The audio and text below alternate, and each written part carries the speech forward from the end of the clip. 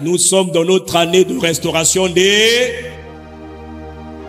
Qui est reconnaissant pour tout ce que Dieu nous enseigne en ce moment? La restauration des fondements.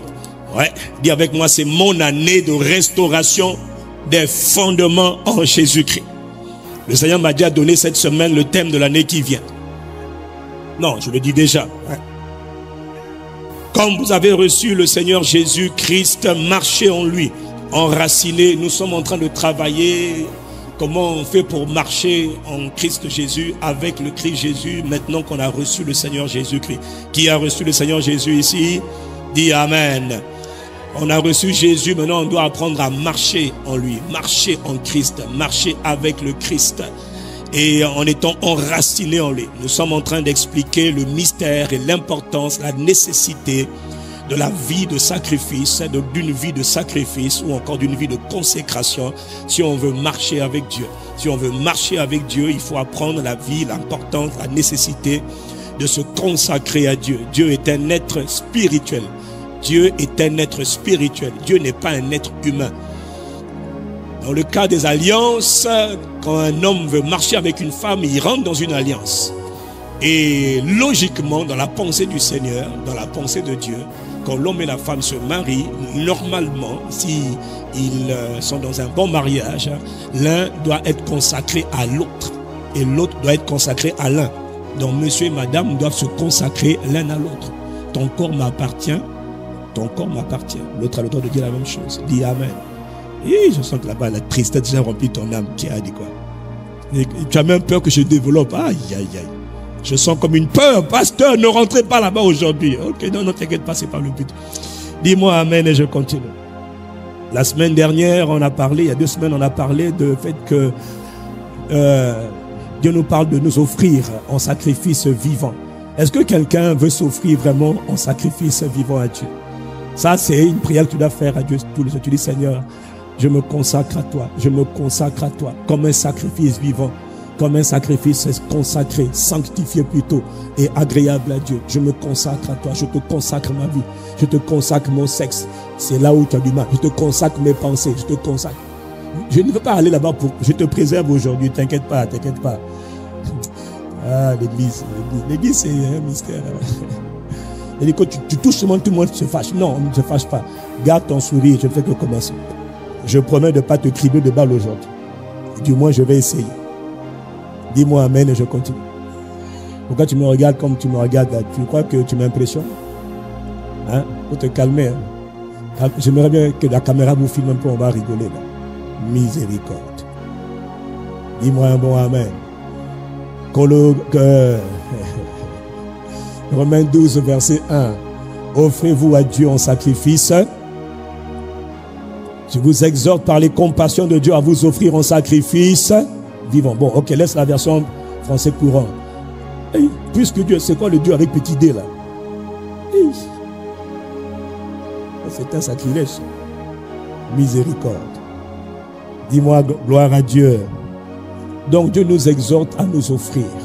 Dis avec moi, accorde-moi la grâce, Père, de m'offrir. Dis avec moi, rends-moi capable de m'offrir tout entier à toi en sacrifice. 1. Vivant. 2. Sanctifié. 3. Agréable. On n'offre pas à un être spirituel ce que l'être spirituel n'agrée pas. Ce qui ne plaît pas à un être spirituel ne lui donne pas. On donne à Dieu ce qui plaît à Dieu. On n'offre qu'à Dieu ce qui plaît à Dieu. Dis Amen. Même à un homme, à un être humain, toi aussi. Tu dois offrir à un être humain ce qui lui plaît. Dis Amen. De peur qu'il rejette ton offrande ou ton sacrifice. On donne à Dieu ce que Dieu agrée, ce qui fait plaisir à Dieu. Quelqu'un me dit un bon Amen. Donc on a déjà parlé de toutes ces choses et on a vu il y a 2 semaines que quand on apprend à vivre une vie d'évangile, quand on apprend à évangéliser, quand on apprend à évangéliser régulièrement et quand on prend des risques pour évangéliser, quand on le fait régulièrement, c'est pas seulement dans les croisades qu'on évangélise, non. C'est dans la vie de tous les jours qu'on évangélise. On évangélise pour faire connaître notre Seigneur Jésus, pour faire entrer les gens dans le royaume de Dieu, pour faire que les hommes acceptent Jésus-Christ, que les hommes quittent le royaume des ténèbres, qui rentrent dans la famille de Dieu. On évangélise dans ce but-là. On témoigne Jésus-Christ. Tantôt, ils acceptent, tantôt, ils nous rejettent. Ce n'est pas un problème. Au moins, on a parlé. On a semé la parole. Et le reste, c'est Dieu qui fait. Et quand on a l'opportunité, on sème encore. On insiste encore. Est-ce que je parle à quelqu'un? Dis-moi Amen. Quand on le fait régulièrement, crois-moi, ce n'est pas un luxe. Il est écrit, l'apôtre Paul a dit dans 1 Corinthiens 9, au verset 16. Il a dit, je suis en train de terminer le message il y a 2 semaines. Paul a dit, si j'annonce l'évangile, dis avec moi, si j'annonce l'évangile. Je ne t'ai pas entendu. Si j'annonce l'évangile, ce n'est pas pour moi un sujet de gloire. Je n'ai pas à en faire un sujet de fierté. Oh, moi j'ai parlé de Jésus, non. Il dit non, c'est même naturel et c'est normal. Il dit la nécessité m'en est imposée. Je suis obligé de témoigner Christ. Je suis obligé. Si je suis vraiment un enfant de Dieu, si j'ai vraiment reçu Jésus-Christ, alors je dois annoncer le Christ. Quelle que soit la dimension, quel que soit le niveau, mais je dois parler de celui qui m'a sauvé. Je dois partager son amour. Je dois partager son message aux autres. Je n'ai pas le choix. Je n'ai pas le choix. Je n'ai pas le choix. Toi, tu as le choix, mais tu n'as pas le choix. Vu du ciel, ce que tu fais, te taire là, c'est une faute grave. C'est un péché. Il dit, malheur à moi si je n'annonce pas l'évangile. Ça veut dire que je sois maudit si je n'annonce pas l'évangile. Continue à te taire. Continue à te taire. Continue à dire, non, mais moi, j'ai honte. Il dit, si j'annonce l'évangile. Là, c'est l'apôtre qui parle. Mais ça, lui, il est peut-être au haut niveau, d'accord. Mais tout le monde est supposé parler de celui qu'il a reçu. Mais Jésus a dit, allez de partout le monde prêcher. Donc toi, tu l'as prêché. À l'école primaire, à l'école secondaire, au lycée, partout, il faut aller, il faut parler de Christ. Qu'est-ce qu'il a fait pour toi? Il faut raconter. Même si tu n'as pas les mots, dis-lui, je n'ai pas les mots, aide-moi à parler de toi. Dieu ne résiste pas à un cœur qui est vrai. Dieu est attiré par les gens sincères. Il y a trop de faux types là dans les églises, là, ils sont là, des faux frères, des faux sœurs. Il faut parler de Jésus, mais avec un bon cœur aussi. Je n'ai pas entendu ton amen. Malheur à moi si je n'annonce pas l'évangile. Malheur à moi. Que le malheur vienne sur moi si je ne témoigne pas Christ quand j'en ai l'opportunité. N'attends pas de mourir. Parle de Jésus. Dis Amen.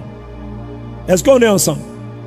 Donc celui qui le fait régulièrement, celui qui est en mode tous les jours, opportunité, j'ai une opportunité, je parle, je témoigne de Jésus. Fais-le mon frère, je veux te réveiller. Parce que Jésus aime tous les hommes. Il a versé son sang pour le salut des hommes. Fais-le, témoigne de Jésus. C'est un ordre. C'est la grande commission. Elle est donnée à tous ceux qui ont cru. Il n'a pas dit aux pasteurs et aux évangélistes, allez. Non, il a dit à tous ceux qui ont cru, allez. Dans le monde entier, prêchez la bonne nouvelle à toute la création. Celui qui croira et qui sera baptisé sera sauvé. Celui qui ne croira pas sera condamné. Mais allez-y, faites le travail. Il ne parlait pas aux pasteurs. Qui t'a dit que c'est pour les pasteurs? Même les pasteurs aussi veulent parler. Eux, ils attendent seulement que les gens viennent. Hein? Pasteur, prophète, ils sont là dimanche, qui est là dimanche? Oh, tu as amené la dîme. Non, c'est des conneries. Arrêtez vos bêtises là. C'est quoi ces bêtises là? C'est quoi? Il n'a pas dit au pasteur, il n'a pas dit au ministre de Dieu, il a dit à tout le monde. Maintenant, il sait qu'il y a différents rangs, mais tout le monde est appelé à être évangéliste. Tout le monde est appelé à évangéliser, ce n'est pas un luxe. Malheur à moi si je ne le fais pas. Il dit que le malheur vienne sur moi si je ne le fais pas. Bon, je n'ai pas envie de le dire pour toi. C'est-à-dire que le pasteur m'a maudit. Non, mais ce n'est pas moi, c'est la parole qui parle. Il y a des gens que tu connais tous les jours, ils bossent avec toi, tu les connais, tu les fréquentes, tu dors, tu dis jamais rien. Mais tu dis non, chacun sa foi. Chacun sa foi. C'est quoi ces bêtises là, chacun sa foi? C'est écrit, moi le passage c'est écrit chacun sa foi. Oh, chacun doit s'occuper de ses propres affaires. Non, le contexte n'est pas le bon. Il a dit prêche l'évangile en toute occasion. Favorable ou non, prêche. Dans le bus où tu es là, parle de Jésus. Pendant il y en a qui sont en train de parler de leurs copains avec qui ils ont couché dans le bus là-bas. Ah, tu sais, oh là là, j'ai connu un monsieur là, dans le bus, hein, dans le bus. Et toi, tu entends longtemps, tu dis, mais arrêtez, elle n'arrête pas, elle parle. Toi aussi, parle de Jésus.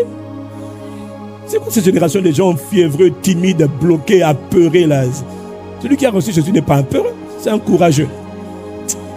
Oh, vraiment, écoutez, ne dites pas aux gens que vous êtes des ICC.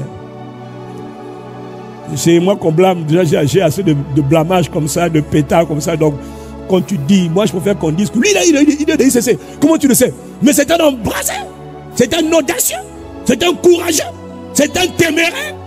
C'était un homme enflammé. Là, on va dire, oui, il est décédé. Ah oui, oui, ça se voit. Mais quand tu es, on dirait, quelqu'un qu'on a tabassé là-dedans, moi, je ne parle pas de...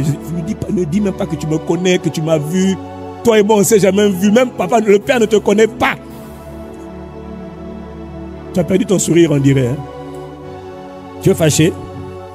Est-ce que quelqu'un est fâché qui lève la main? On s'en moque. J'ai dit que j'étais calme aujourd'hui. Tu as vu, je suis très calme. L'esprit de douceur est sur moi. Pourquoi tu rigoles? J'ai dit que l'esprit de... Dis avec moi, l'esprit de douceur est sur le pasteur. Oh, comme ça on est détendu. Donc on parle des sacrifices. Dis avec moi la vie de sacrifice. La vie de consécration. Celui qui est consacré à Dieu va évangéliser. Celui qui n'est pas consacré à Dieu, ça ne l'intéresse pas. Et quand on est consacré à un esprit, on fait la volonté de cet esprit. Quand on est consacré à un esprit, on vit pour le plaisir de l'esprit. On se donne pleinement pour la beauté, pour la gloire, pour le rayonnement de l'être spirituel qu'on a reçu. C'est ça la vie chrétienne. Je reçois Jésus, je me consacre à lui. Il a donné sa vie pour moi, je donne tout pour lui. Mon argent, je donne pour lui. Mon sexe, je donne pour lui. Oui. Mon temps, je donne pour lui. Donc quand on dit journée de la République, c'est journée fériée, j'ai l'opportunité, je donne mon temps pour lui. J'arrête mes activités, je me consacre à lui. Si bien sûr, je suis consacré. Ceux qui ne sont pas consacrés, ça ne les intéresse pas. Mais ceux qui sont consacrés donnent leur temps. Et on a vu que dans le temps qu'on donne à Dieu, on donne le temps pour la prière. Nous nous consacrerons, acte 6, verset 4, à la prière et au ministère de la parole. Et à partir d'aujourd'hui, je voudrais qu'on bascule. Parce qu'on a beaucoup parlé de la prière, ça fait 4-5 mois, même peut-être 6 qu'on est sur la 4-5 mois qu'on est sur la prière. Dis avec moi la vie de prière. Que Dieu t'accorde la grâce de prier tout le temps. De prier longtemps. De prier continuellement. De prier en tout temps. De prier en tout lieu. Pendant que je suis en train de dire ça, la fraîcheur de la prière vient. Mais ton voisin, il est là, il me regarde. C'est comme si tu avais des yeux comme un hibou en train de regarder. Reste là-bas, mon frère, reste là-bas. Celui qui ne prie pas, c'est un bonbon pour le monde des ténèbres. Aïe! Pasteur, priez pour moi. Je ne prierai pas. Je ne prierai pas.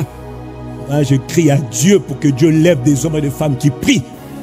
Et je vais prier pour ceux qui prient, pour les fortifier. Mais pour les paresseux qui restent dans leur paresse, et que Satan te dévore s'il veut, puisque c'est toi qui permets. Frère, il faut te réveiller. Ce monde est un monde hostile, il faut te réveiller. Oh, quelqu'un dit Amen. Parmi les sacrifices qui plaisent à Dieu, parmi les vies de consécration qui plaisent à Dieu, il y a une autre dimension. Je vais en parler à partir d'aujourd'hui. C'est qu'il faut savoir investir ton temps dans la parole de Dieu. Il a dit, moi je vais me consacrer, nous allons nous consacrer à la prière et au ministère de la parole. Les deux dimensions, la parole et la prière, sont capitales. On a beaucoup parlé de la prière. Maintenant, on va dire sur la base de quoi on prie. C'est la parole. Dis avec moi la parole de Dieu. Si quelqu'un dit, ah mais si en Afrique, la prière marchait, alors pourquoi l'Afrique n'a pas changé? Pourquoi l'Afrique ne change toujours pas? Parce que les gens prient partout. Je dis oui, c'est vrai. Mais le problème, c'est que Satan connaît la puissance de la prière. Donc, il n'y a pas plus spécialiste pour les attaques. Les ruses, il n'y a pas plus spécialiste pour attaquer les chrétiens, les croyants, que Satan. Il connaît. Et comme il connaît la puissance de la prière, alors il y a deux choses qu'il fait. Soit il t'empêche de prier, et c'est ce qu'il fait avec beaucoup, oui. Soit il te laisse prier, mais tu pries mal. Et c'est terrible d'avoir des gens qui, toute une nuit, toute une semaine, il faut que prier, et ils prient mal. Je parlais avec un missionnaire, un pasteur qui est à Goma, à l'est de la RDC, qui disait qu'aujourd'hui à Goma, là-bas, c'est tellement tendu, c'est tellement difficile, que chaque maison est une maison de prière. Et il dit, mais le problème c'est que dans chaque maison de prière, là, il n'y a que des spécialistes des visions et des prophéties qui sont dans chaque maison.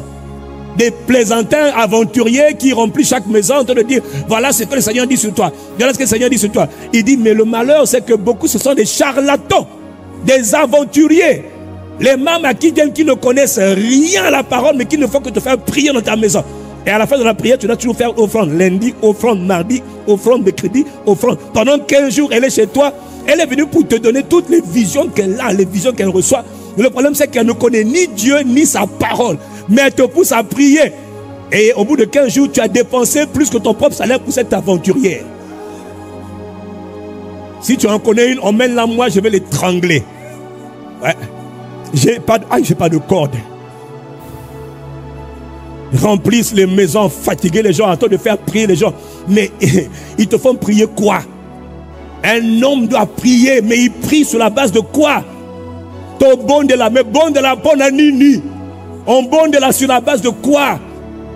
Dieu n'écoute pas tes paroles, Dieu écoute sa parole. Voilà pourquoi quand quelqu'un veut prier, il prend la parole de Dieu, il la télécharge dans sa bouche et il crache la parole de Dieu. Et c'est là que la prière devient une prière missile. Frère, Satan attaque tellement la prière qu'il fait prier les gens pour rien. Il y en a qui prient jusqu'à transpirer. Tu sens que le gars a transpiré, mais pourquoi tu as prié? Non, les hommes doivent prier, mais en s'appuyant sur la parole. Parce que la version simple de la prière, c'est parler à Dieu. Mais tu parles quoi à Dieu? Maoua, et pitié, c'est pas la prière, ça.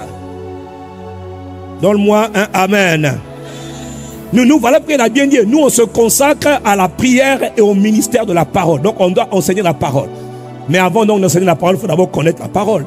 Il faut d'abord avoir rencontré la parole. Parce que Dieu se trouve dans sa parole. Je vais entendre ton amen à Dieu. Donc, est-ce qu'on peut parler un peu de la parole? Parce que je me suis rendu compte, et toi-même tu sais que la majorité des gens prient, mais ça n'a pas de résultat. Jésus priait toujours selon la volonté de Dieu. Or, la volonté de Dieu est révélée où? Dans la parole de Dieu. Mais les gens ne connaissent pas la Bible. Connaissent pas la Bible, connaissent pas la parole de Dieu. Ils ne savent pas ce que Dieu dit. Et je vais même vous dire une chose. Beaucoup ne comprennent même pas l'importance de la parole. Ouais. Ouais. Donc, on va revenir. Comme on est dans les fondements, là, on pose les fondements. Frère, mon frère, pardon. Ne fais pas les veillées de prière pour rien. Seigneur, l'enfant, robobo, je veux l'enfant. Aïe, je veux l'enfant. Le chômage, ça fait mal. Le chômage. Ouh, Seigneur Jésus. Au bandit, 22 heures. C'est comme ça qu'on dit, non? Tu as commencé à 22 heures jusqu'à 1 heure, jusqu'à 6 heures du matin. Le chômage. Ouh, rococho. Pitié. Tu sors de là. Tu as transpiré. Mais ça fait 20 ans que tu fais la même prière. C'est-à-dire, à un moment donné, même Toto sait s'arrêter. C'est-à-dire, quand même, ça fait des années que je prie comme ça, ça ne marche pas. Finalement, Castano, là, il a peut-être raison. Hein? Non, tu crois pas, non? Non, frère. Mais qui est ce fou qui fait la même chose tout le temps, ça ne marche pas, mais il continue? À un moment donné, même le fou s'arrête et dit, bon, écoute, il faut que je change. Non? Toi, pour toi, il faut seulement faire. Je vais prier. Toujours prier. Jusqu'à... Il a dit jusqu'à ce qu'il m'exauce. Mais il n'exauce que sa parole. Nous avons auprès de lui cette assurance. 1 Jean 5 verset 14. C'est ça non? 14, 15. Nous avons auprès de lui cette assurance. Que si nous demandons quelque chose selon sa volonté, il nous écoute. Frère, Dieu ne t'écoute pas quand tu pries. Dieu écoute ce que tu dis selon sa volonté. S'il te plaît. Il écoute quand tu parles selon sa volonté. Merci. Nous avons auprès de lui cette confiance. Dis avec moi cette assurance. Donc je suis plein d'assurance que quand je demande quelque chose selon sa volonté, il m'écoute. Donc Dieu n'écoute pas tout. Il écoute ceux qui parlent selon sa volonté. Et puis il dit, la suite, il dit, et si, la suite, verset 15. Et si nous savons qu'il nous écoute, quoi que ce soit que nous avons demandé, nous savons que nous possédons la chose. Ouais. Tu sais qu'on peut posséder la chose sans en voir encore la manifestation. Oui. Je peux posséder quelque chose sans que ça soit encore manifesté. Abraham possédait Isaac, mais il n'est pas encore vu Isaac. Il a vu Isaac 25 ans plus tard, mais il possédait déjà Isaac. Les choses spirituelles, on les possède d'abord avant d'en voir la manifestation. Je répète, les choses spirituelles, on les possède d'abord avant d'en voir la manifestation. Je répète, on possède d'abord, on reçoit d'abord, et puis après, vous le verrez s'accomplir. Quelqu'un dit Amen. Quelqu'un m'a dit, ah mais moi j'ai pas encore de voiture, je ne suis pas encore béni. Je dis, oh. Je dis, qu'est-ce que la voiture a à voir avec la bénédiction? Je dis, non. Ce n'est pas la voiture qui prouve que tu es béni. C'est parce que tu es béni que tu es béni. Et c'est parce que tu es béni que la voiture un jour, mais avoir une voiture, ce n'est pas un signe de bénédiction. Et on nous a embrouillés. C'est pas ça, la bénédiction, c'est la parole que Dieu a libérée sur toi. Mais Isaac a béni Jacob. 21 ans plus tard, Jacob souffrait. Avant qu'il devienne Israël, ça lui a pris 21 ans. Mais son père l'avait déjà béni. Il était déjà béni. Oui, dis Amen. Donc on peut être béni, mais il y a des manifestations qui attendent. Et ces manifestations, elles ont faute dans la prière. Certaines choses sont déjà là, hein, mais ne sont pas encore manifestées. Toi, jeune homme, tu as déjà la barbe, même quand tu as 2 ans, mais elle n'apparaît pas encore. Jeune fille, tu as déjà les seins. Tu as déjà tout ce que tu veux quand tu as 2 ans, mais ce n'est pas encore manifesté. Mais c'est déjà là. Dis Amen. Est-ce que je parle à quelqu'un? Donc ne crois pas que ce que tu possèdes, c'est ça la bénédiction. Non. Tu es déjà béni. Non. En plus, quand tu es en Jésus, tu es déjà béni. Tu es en Christ, tu es déjà béni. Et tu es béni de toute bénédiction. Tu as déjà tout reçu. Maintenant, tout, le temps maintenant, c'est la manifestation. Et cette manifestation, on engage la parole et la prière. Mais il faut comprendre. Ok, est-ce qu'on peut continuer? Question, avant de parler donc de la parole de Dieu, j'introduis aujourd'hui, puisqu'il a dit que nous devons nous consacrer à la parole et à la prière, dis avec moi, Père, accorde-moi la grâce, sincèrement, de vivre une vie de consécration à la parole et à la prière. Je veux me consacrer à la prière et à la parole de Dieu. Dis Amen. Alors, première question. Pourquoi c'est si important? Est-ce que c'est vraiment important? Oh, pasteur, tu sais que moi, je viens à ICC le dimanche. Ça me suffit. Après tout, oh, tu sais, j'ai pas trop le temps. Pour la parole, la Bible, oh, tu sais, j'ai d'autres livres. J'ai d'autres livres, moi. Ok. D'accord. Mais la question que je veux te poser, que dit Dieu par rapport à sa parole? Qu'est-ce que Dieu a à nous dire par rapport à sa propre parole? Dis Amen. Parce que quand un être humain rentre en alliance avec un être esprit, il faut qu'il connaisse les paroles, les instructions, les enseignements de cet être spirituel à qui il s'est consacré. Quand tu vas voir le féticheur, tu vas voir le marabout, tu vas voir le sorcier, lui il est consacré à un être spirituel. Dis Amen. Voilà pourquoi d'ailleurs quand tu vas voir le sorcier, en général il commence d'abord par faire un chant. C'est ce qu'on appelle les incantations.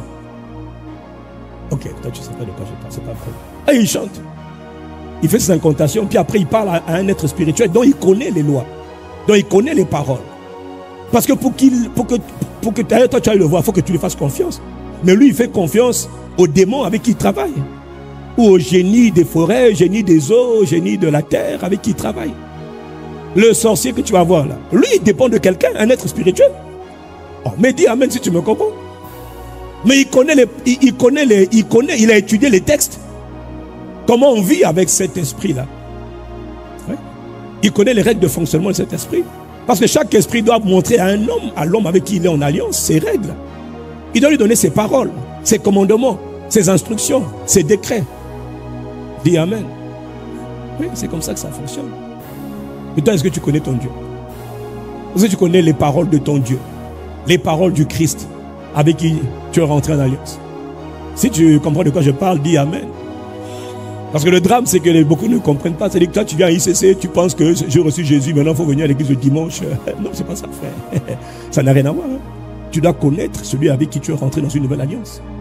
Par son sang, tu t'es engagé avec lui. Mais qui est-il? Il te dit, moi, ok, on y va. Que Dieu dit par rapport à sa parole? D'abord, premièrement, qu'est-ce qu'il dit par rapport à sa parole? Matthieu 4, verset 4, que tout le monde connaît. Satan est venu tenter Jésus. Il dit, ordonne que ces pierres deviennent du pain. Et Jésus lui répondit, l'être humain, dis avec moi l'homme, dis avec moi l'humain. Jésus donne une révélation très profonde. Il dit, l'homme ne vivra pas de pain seulement. Il n'a pas dit que l'homme ne se nourrira pas, s'il te plaît. Il ne dit pas que l'homme ne va pas se nourrir. Non, non, non, non, non. Il dit que l'être humain, écoute bien, ne vivra pas de pain seulement. Tu veux que les pierres se transforment en pain. Tu me parles d'alimentation. Mais Jésus l'emmène dans une dimension plus élevée. Il dit que l'être humain, quel que soit l'homme, n'a pas été créé pour vivre, pas pour se nourrir, pour vivre de pain seulement, mais de toutes les paroles qui sortent de la bouche de Dieu.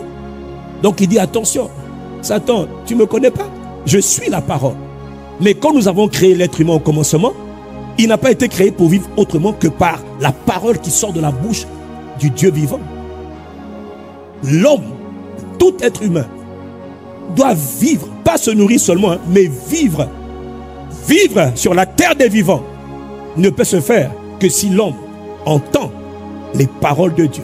Ça veut dire que les paroles qui sortent de la bouche de Dieu permettent à l'homme de vivre, d'exister, de s'épanouir, de se réaliser, de se transformer, de se restaurer.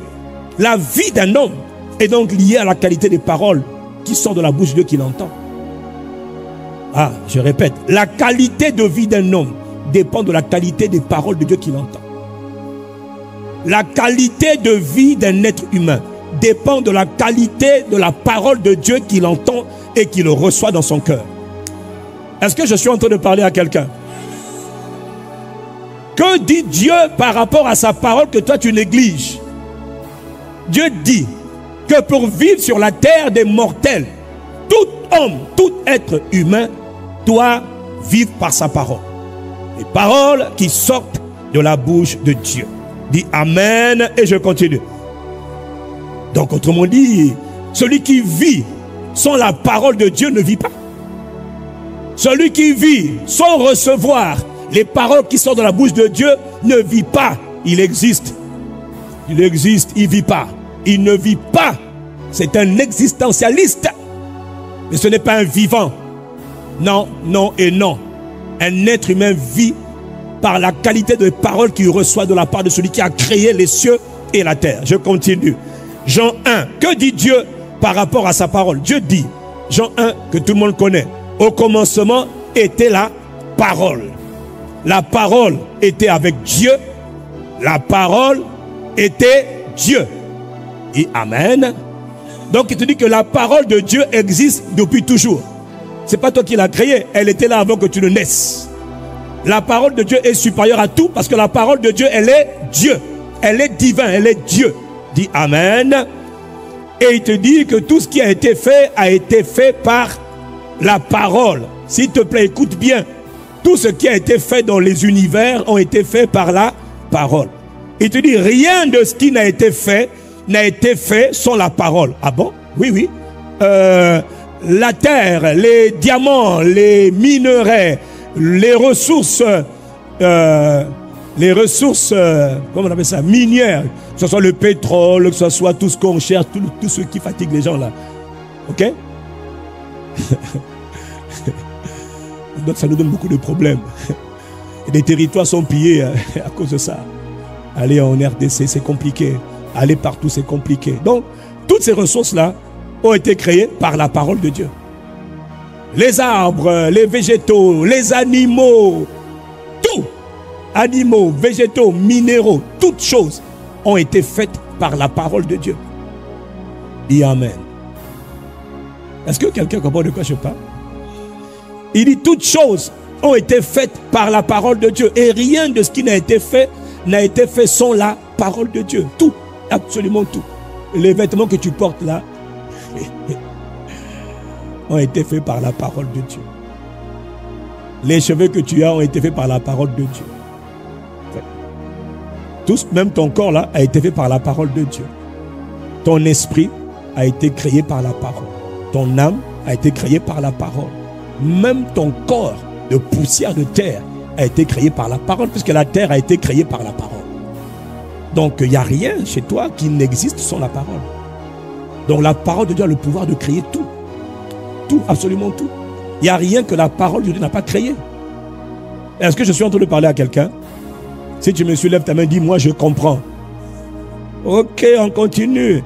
Verset 4, il est écrit, en elle était la vie, Zoé. En elle était la vie. Et la vie était la lumière des hommes. Donc il te dit qu'attention, attention, attention. La parole de Dieu dont on parle là, elle contient quelque chose qu'on appelle la vie. Là où il y a la vie, il n'y a pas la mort. La parole communique la vie. La parole contient la vie. Est-ce que je peux continuer? Est-ce que je peux continuer? Et la vie est la lumière dont les hommes ont besoin. La parole de Dieu contient la vie de Dieu. Ok. Que dit Dieu par rapport à sa parole? Hébreux 4, au verset 12, il est écrit, car la parole de Dieu, elle est vivante. Oh, ah bon? Ah oui, oui, oui. Il dit, la parole de Dieu, elle est vivante. La parole de Dieu est un mystère. La parole de Dieu est une semence, mais une semence qui est vivante. La parole de Dieu, elle n'est pas morte. Autrement dit, quand je parle, il y a une vie qui est communiquée. Il y a quelque chose qui est transféré, qui se transporte. La parole est puissante. La parole, elle est esprit, elle est spirituelle. Si quelqu'un me suit, dit amen, je continue. Il dit la parole de Dieu, elle est vivante. Elle crée la vie. Elle est efficace. Le mot efficace ici en anglais, c'est powerful. Ça veut dire puissante. Ça veut dire opérante. Ça veut dire agissante. La parole de Dieu, elle est vivante. Quand tu plantes la parole dans ton cœur, tu viens de planter la vie dans ton cœur. Quand tu sèmes la parole dans la vie de tes enfants, ne t'inquiète pas, mon frère, la parole est une semence. Un agriculteur connaît le mystère de la semence. Je sème quelque chose, tôt ou tard, quand je sème, je sème, je sème, je sème, je plante, je plante, je plante. Je m'attends un jour à récolter, oui ou non? Pourquoi? Parce que j'ai semé. La parole de Dieu est une semence. La parole de Dieu, elle est spirituelle. La parole de Dieu, elle est vie. Il dit, elle est vivante. Il dit, elle est puissante. Toi, la parole de Dieu, elle est puissante. Elle est énergisante. Donc personne ne dit par exemple, c'est aujourd'hui, la journée que le Seigneur a fait. Elle est pour moi un sujet, une journée de joie. Je déclare et je décrète que aujourd'hui est un jour béni pour moi. Aujourd'hui, attends, aujourd'hui, la faveur divine est sur moi. Aujourd'hui, je marche dans la consécration à Dieu.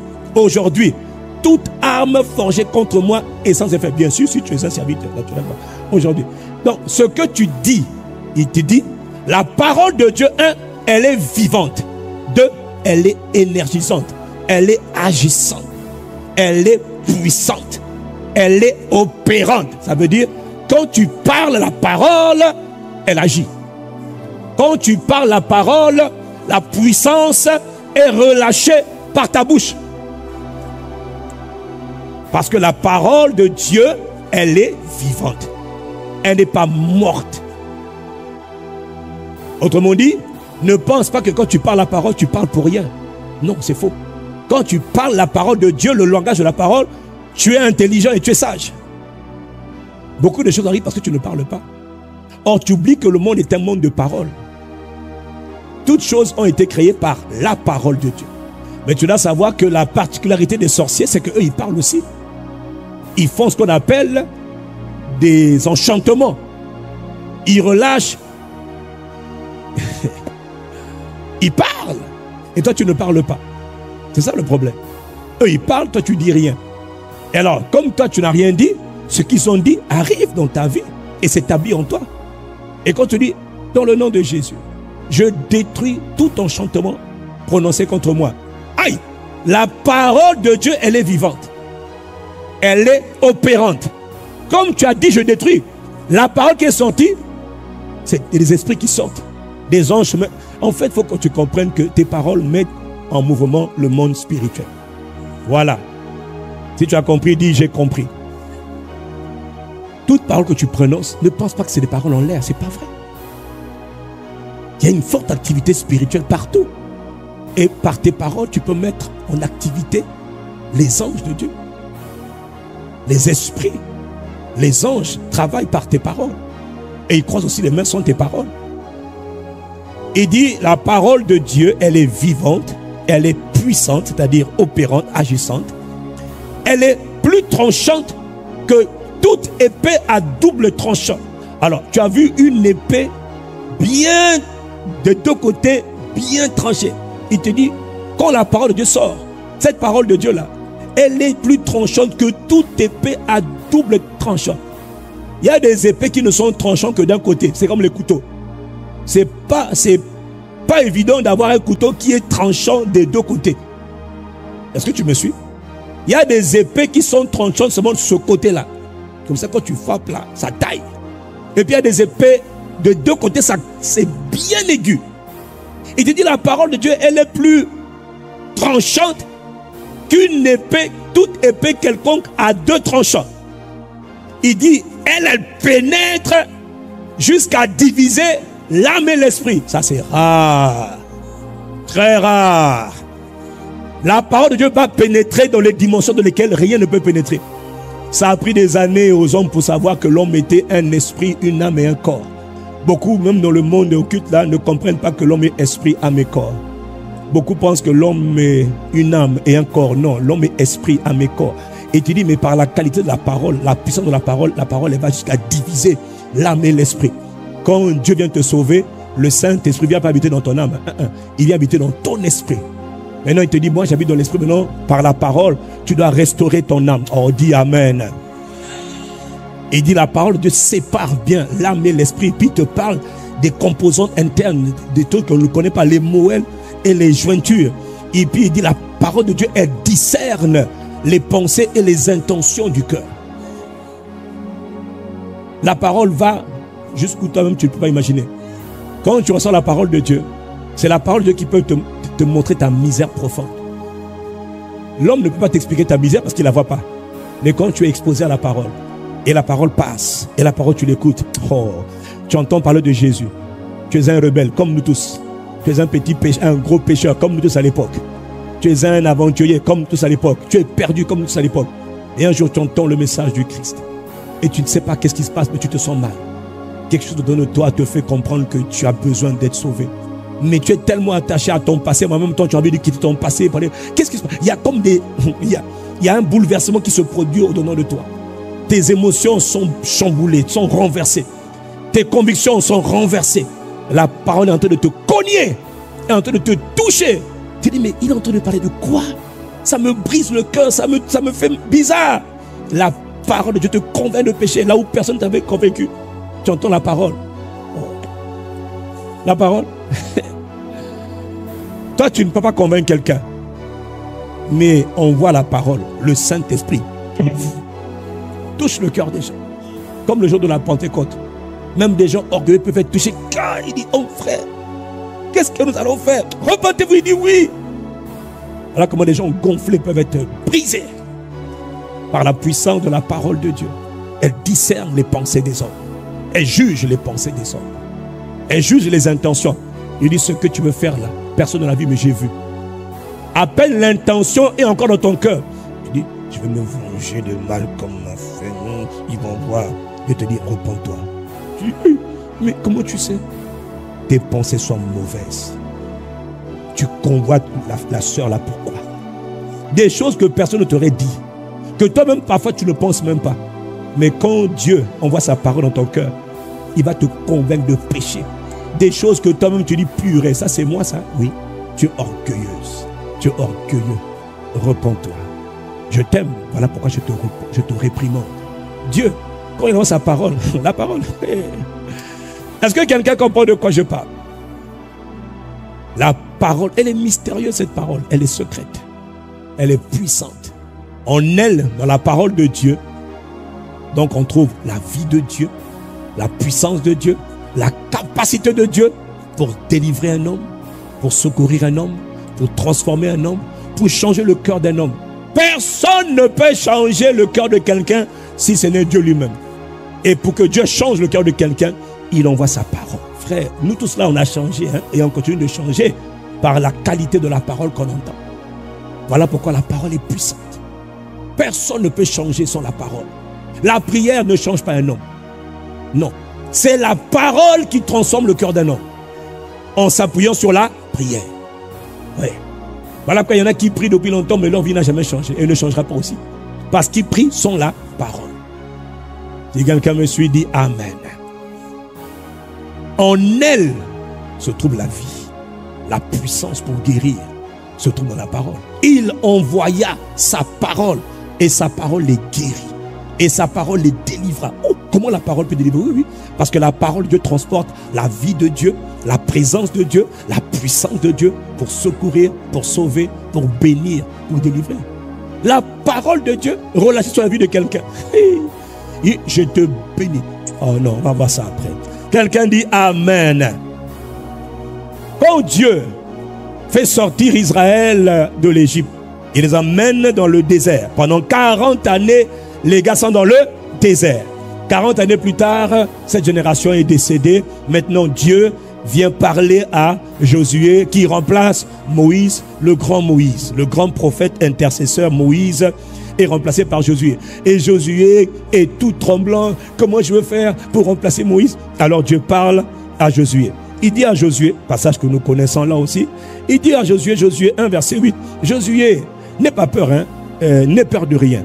J'ai été avec Moïse, je serai aussi avec toi. Ne t'inquiète pas, mais prends courage et fortifie-toi. Écoute attentivement. Il donne à Josué une instruction qui est ferme. Dis avec moi, une instruction ferme. Mais l'instruction qu'il donne à Josué, il dit, tu veux réussir ta mission? Est-ce que, Josué, tu veux vraiment t'en sortir dans le mandat que je t'ai confié? Alors, Josué, écoute-moi. Que le livre de la loi, c'est-à-dire sa parole. Parce que je suis un être spirituel. J'ai mes exigences. J'ai mes décrets. J'ai mes ordonnances. J'ai mes préceptes. J'ai mes statuts. Tout cela, c'est sa parole. Je les ai mis dans un livre qu'on appelle le livre de la loi. La loi, ma loi à moi. Il faut que tu prennes le livre de ma loi. Que ce livre dans lequel j'écris ma loi ne s'éloigne jamais de ta bouche. Autrement dit, quand tu parles, Josué, veux-tu réussir dans tout ce que tu vas entreprendre? Ne parle pas comme tout le monde. Parle les paroles que tu trouveras dans ma parole. Autrement dit, parle mes paroles. Ne parle que de mes paroles. Et quand Satan va t'attaquer, il va faire en sorte que tu parles tes paroles ou ses paroles. Non, Josué, parle mes paroles. Quand tu es malade, ne dis pas je suis malade. Parce que c'est l'esprit. Non, l'esprit habite dans une maison qu'on appelle le corps. Dis mon corps est souffrant, ne dis pas je suis malade. Non, ne dis pas je suis pauvre. Non, on ne dit pas ça. Ah non, ça c'est pas ma parole. Non, dis amen et je continue. Parle mon langage. Que ce livre de ma loi ne s'éloigne jamais de ta bouche. Donc quand tu parleras, bombarde la parole. Oh, il y a beaucoup à dire dessus. Il dit, mais pour bombarder ça, il faut que la parole soit dedans de toi. Parce que c'est de l'abondance du cœur. C'est-à-dire, tout ce que tu dis là, ça vient de ton cœur. Ce que tu dis vient de ton cœur. Alors il te dit maintenant, il dit Josué, pour que tu parles ma parole, médite ce livre-là, nuit et jour, jour et nuit. C'est-à-dire incessamment, c'est-à-dire permanemment, c'est-à-dire continuellement, c'est-à-dire constamment. Médite mes paroles. Mange mes paroles. Comme tu manges le saksaka là, comme tu manges le riz, comme tu manges à loco, sauce graine, sauce piment. Mange. Si tu fais raw, fais mange. Ouais, mange. Mange bien même. Et en parenthèse, ceux qui mangent bien, c'est ceux qui prennent le temps. On va pas faire comme nous là. Nous on mange 5 minutes, tu as déjà fini le repas. 1 heure, il y en a qui sont en train de manger. Ting, ting. 1 heure, parce qu'eux ils mangent. On leur a dit la mâchologie, c'est-à-dire l'art de mâcher la nourriture. Frère, c'est bon, il faut mâcher. Tu mâches encore, tu mâches. Là où pasteur Joël a déjà avalé, toi tu es encore en train de mâcher. Non, il y en a qui, ça se voit qui, pardon Seigneur, Marie, bon. Bishop, on est ensemble. Hein? Non, ce que j'essaie de dire, c'est qu'il y en a qui mâchent lentement. C'est l'art de la mastication. Ils mâchent, ils mâchent, ils mâchent. Puis il y en a qui prennent un gros morceau de manière qu'ils l'avalent. Non, on t'a dit de mâcher. Faut mâcher. Après, tu as gros ventre comme ça. Là, on te dit de mâcher. Dis-moi miséricorde. J'ai failli dire quelque chose que je ne dirai pas parce que ça peut te faire mal pour rien. Faut pas que je rentre là-bas, c'est pas bien. Dis Amen. Médite-le, mâche doucement, jour et nuit. Étudie la parole, sonde la parole, chéris la parole, nourris-toi de la parole. Laisse-la te pénétrer. Laisse-la. Parfois, pour que la parole te pénètre, il faut que tu l'aies au moins étudié. C'est-à-dire que tu es là, tu fais que lire le même passage. Tu peux même parfois le regarder pendant un mois, hein, même pendant 8 jours, 7 jours. Tu peux être sur un seul texte ou sur un seul livre. Il ne faut pas faire la course à la Bible. Hein. À la Bible en un an. Non, ça, ce n'est pas la méditation. Hein. Ça, c'est la course. Ce n'est pas mauvais. Mais quand tu as fait ça, c'est bon d'avoir des temps où tu étudies un texte. Tu étudies un thème. Tu étudies. Il te dit, et Josué, veux-tu réussir? Médite. La puissance se trouve dans la méditation. Bon, ceux qui ont fait 101, 201, ils connaissent ça. Si tu as compris, dis Amen. Mais ils ne le pratiquent même pas aussi. On t'a dit de méditer, mais tu ne médites pas. Alors, comment tu sais? Même parce que je vois ta vie.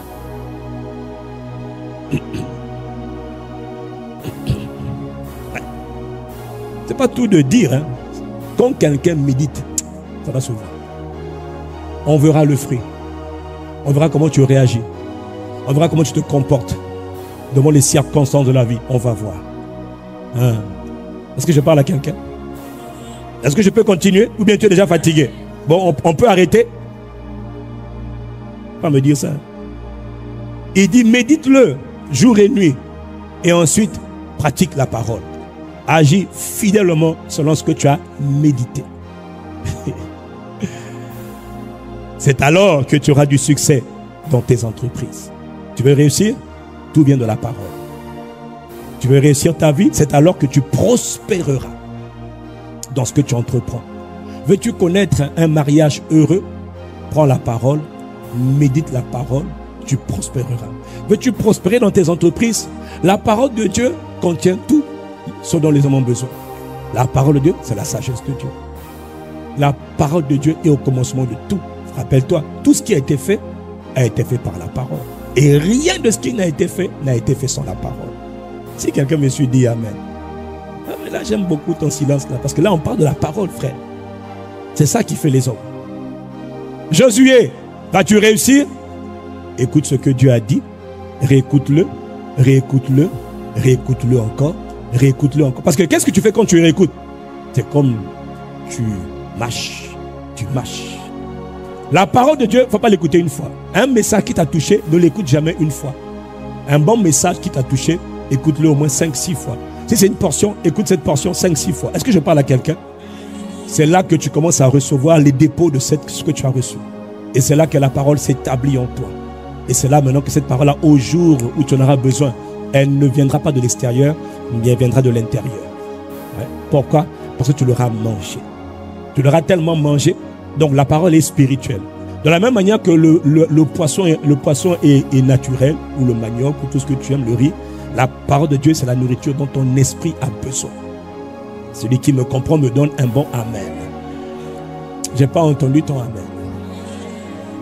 Dis avec moi, Seigneur, fais-moi aimer ta parole.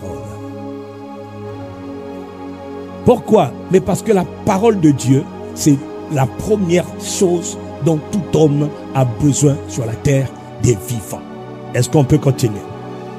La parole de Dieu, c'est la première nécessité de tout être humain.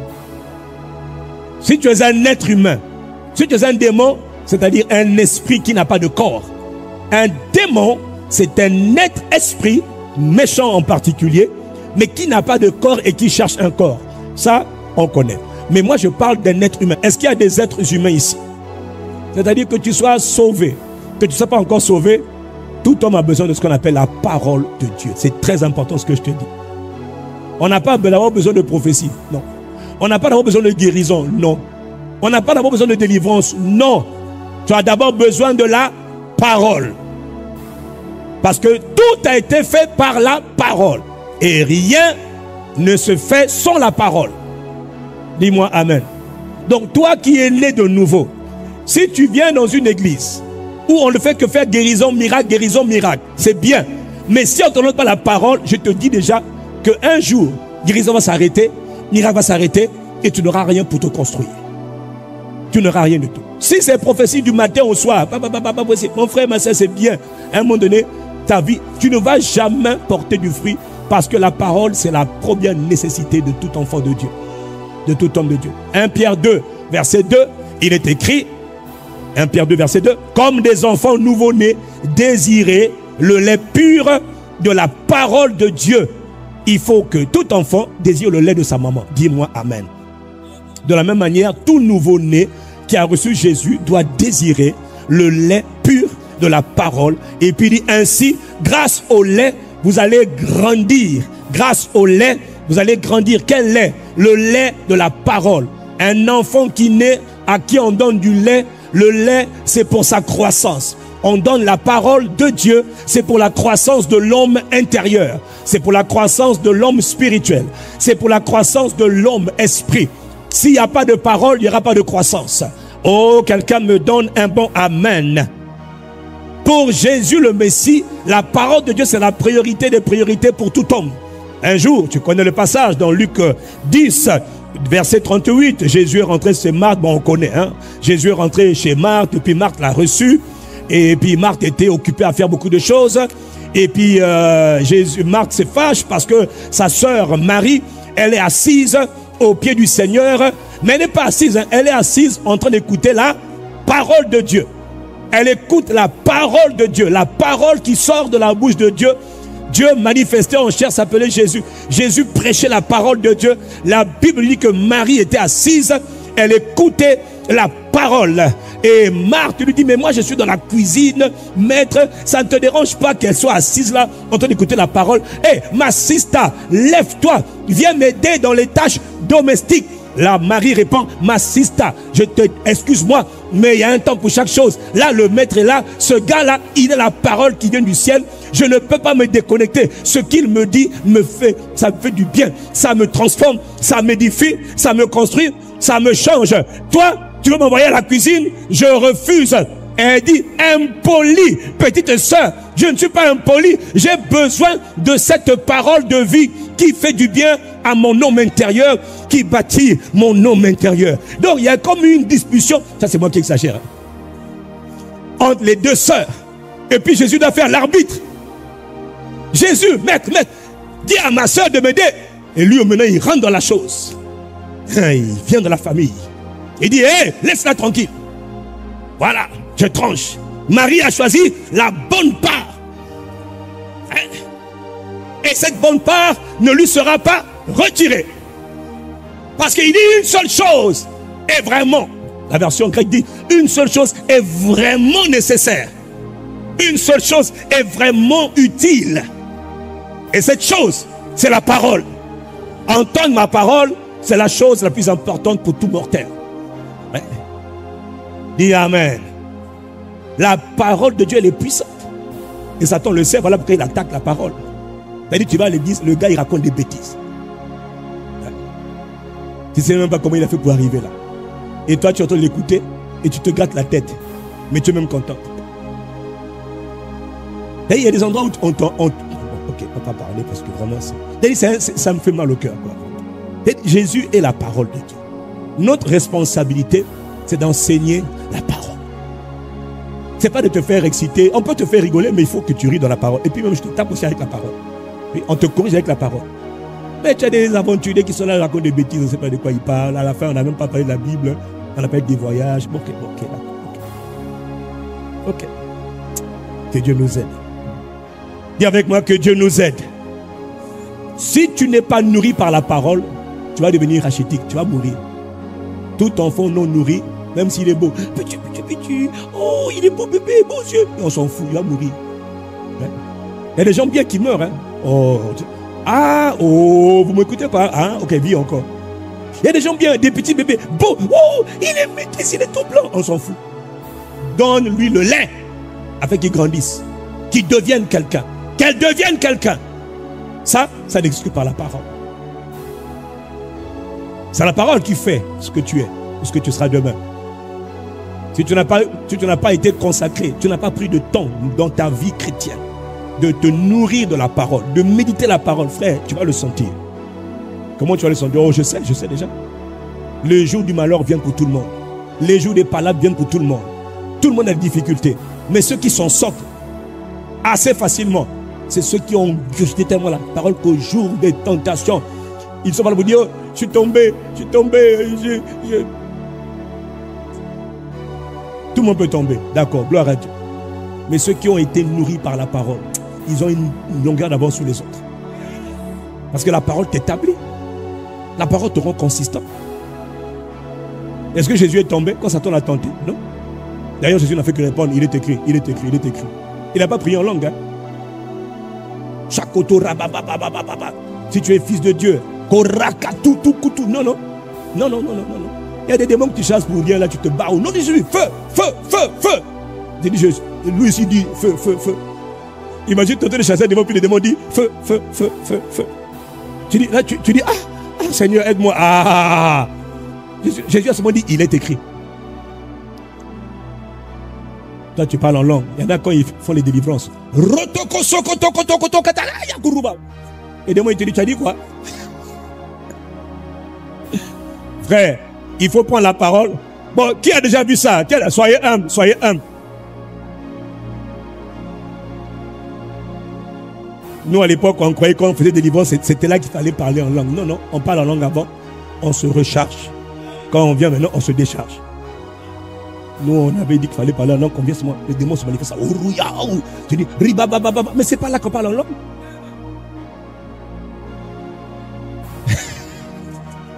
Bon, toi qui n'as jamais été exposé à ce genre d'atmosphère, vis encore. Que Dieu te fasse miséricorde pour que tu arrives là-bas un jour. Tu vas commencer à paniquer. Non, ça c'est dans le lieu secret. On appelle ça recharge. Rechargement. Maintenant, quand tu vas, c'est pour commander dans le nom de Jésus. Et quand tu vois que ce n'est pas assez, recharge-toi encore. Mais comment on se recharge? Dans la prière. Mais quelle prière? La prière qui s'appuie sur la base de la parole. Oui. Quelqu'un dit Amen. Un jour, comme Jésus aimait les palabres. Ah non, dis avec moi, Jésus aimait les palabres. Notre Seigneur Jésus n'était pas comme toi et moi. Hein. Toi, tu veux te conformer au monde. Lui, il n'est pas conforme. Hein. Un jour, il définit c'est quoi sa famille. J'avoue que quand j'ai lu, j'étais choqué. Et puis j'ai dit au Seigneur, est-ce que tu étais sérieux là? Il dit, mais vous êtes charnel. Moi, je suis spirituel. Vous êtes trop charnel. Il définit c'est quoi sa famille. Écoutez, Luc, chapitre 8, verset 19. La maman, on ne parle pas de la maman ici. Dis avec moi, la mère. Oh, la mère de Jésus. Frère, c'est pas écrit. Oh, toi tu traînes là pourquoi? Donne-leur, ils n'ont pas leur Bible. Voilà. La mère, dis avec moi, la mère. Et les frères de Jésus, ils vinrent le trouver. Mais ils ne purent l'aborder à cause il y avait tellement de monde qui n'ont pas. La maman dit, Jésus, mon fils, moi, quoi? Bon, vous qui ne comprenez pas le Molkutoba, c'est call my son, call him, appelle mon fils là, Jésus. La maman de Jésus, frère, c'est pas n'importe qui, hein? La maman. Et puis les frères. Mais ils ne purent pas l'aborder à cause de la faute. Maintenant, on vient dire à Jésus, ta mère et tes frères sont dehors. Ils désirent te voir. Hey! Oh! On veut te voir. Maman est là. Elle te cherche avec tes frères. Yo man. Peace. Mais lui, comme il est pour lui bizarre, il est surnaturel. Il répondit, ma mère et mes frères, ce sont ceux qui écoutent la parole de Dieu. Ça choque toutes les religions. Hein? Ma mère et mes frères. Hein? Dis avec moi, ma mère et mes frères. C'est lui qui a dit. C'est ceux qui écoutent la parole de Dieu et la mettent en pratique. Ma mère et mes frères. Mon père, il est en haut. Mais ma mère et mes frères. C'est pas ceux qui viennent à ICC, hein, parce qu'on est nombreux. Il dit non, non. D'ailleurs, c'est pas toi qui m'écoutes là. Non. C'est ceux qui écoutent. Hein, et qui mettent en. Donc, Jésus définit sa famille. Pas comme ceux qui viennent à l'église. Non. Mais ceux qui écoutent la parole de Dieu. Et qui pratiquent ce qu'ils ont entendu. Donc, par exemple, quand il te dit fuyez l'impudicité. Ah, là, je t'ai rattrapé. Hein? Non, ne sois pas fâché. Non, ne te fâche pas toi aussi, on est ensemble. Fuyez. Ça veut dire fuyez. C'est ça que ça veut dire. Mais toi, tu dis non, pasteur, je maîtrise. Elle m'a montré les seins. Il m'a montré ses pectoraux. Il m'a dit qu'il peut changer ma vie. Toi, tu es là. Je sais que tu es là. Faut continuer à venir. Écoute la parole. Ne fuis pas. Non, il faut rester là. Moi, je t'aime comme tu es. Mais tu vas tellement être bombardé par la parole qu'un jour, tu vas dire, je suis fatigué. Change ma vie. Ne perds pas ton sourire. Dis à ton voisin, ne te fâche pas. Oh. Et la maman, elle entend ça, elle dit, mais quoi? Est-ce qu'il est sérieux? Je suis sa mère. Et puis les gars disent, mais nous, on est ses frères. Il dit, je répète. Ma mère et mes frères. Il n'a pas dit, c'est pas vous, hein. Mais il vous ramène dans la dimension des esprits. Dans la dimension de la réalité. S'il vous plaît, ne vivez pas selon la chair. S'il vous plaît, vivons comme Jésus. C'est pas qu'on n'a pas de famille, on a des familles. Mais pour Dieu, ok. Ça va me créer encore des palabres, miséricorde. Ok, on va seulement fermer la parenthèse. Comme on doit vivre longtemps. Hein? Ceux qui écoutent la parole de Dieu et qui pratiquent la parole qu'ils écoutent, qui vient de Dieu, Jésus les appelle mes frères. Donc toi, fais attention. Hein? Tu parles beaucoup de Jésus. Yaya Nanga, oh, Yaya Nanga. Yaya Nanga. Il chante là. Yaya Yesue. Non, il dit, yo, nanaza Yaya te. Non, on ne pousse pas ton Yaya. Eh. Oh, Kulutu Nanga. Non, non. Kulutu Amunu. Bon, il faut comprendre que mon Lingala et mon Mulukutuba, il y a des versions, tu sais, tout dépend de l'auteur. Hein. Toute langue parlée dépend de celui qui parle la langue. Abou, merci, acclame Jésus. Je vais atterrir.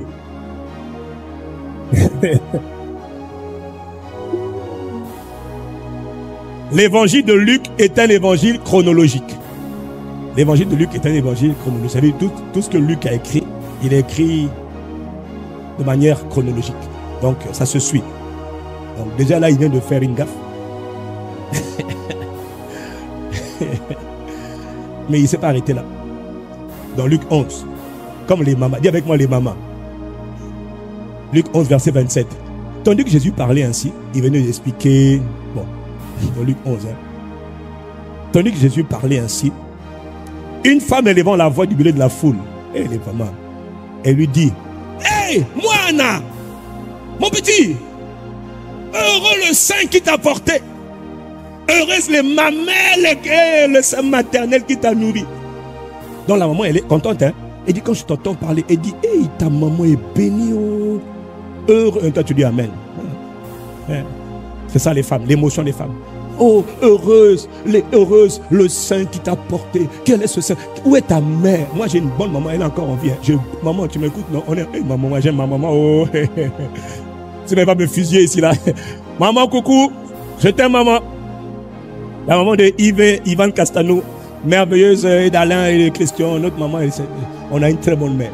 Mais là, on parle de la parole, maman, donc il faut te calmer. Non, c'est vrai, le mot heureux en grec veut dire béni. Il dit, béni soit. La maman, elle dit, béni soit le sein qui t'a porté. Heureuses les mamelles qui t'ont allaité. Et toi, tu dis amen. Il faut dire amen. Pourquoi tu n'as pas dit amen?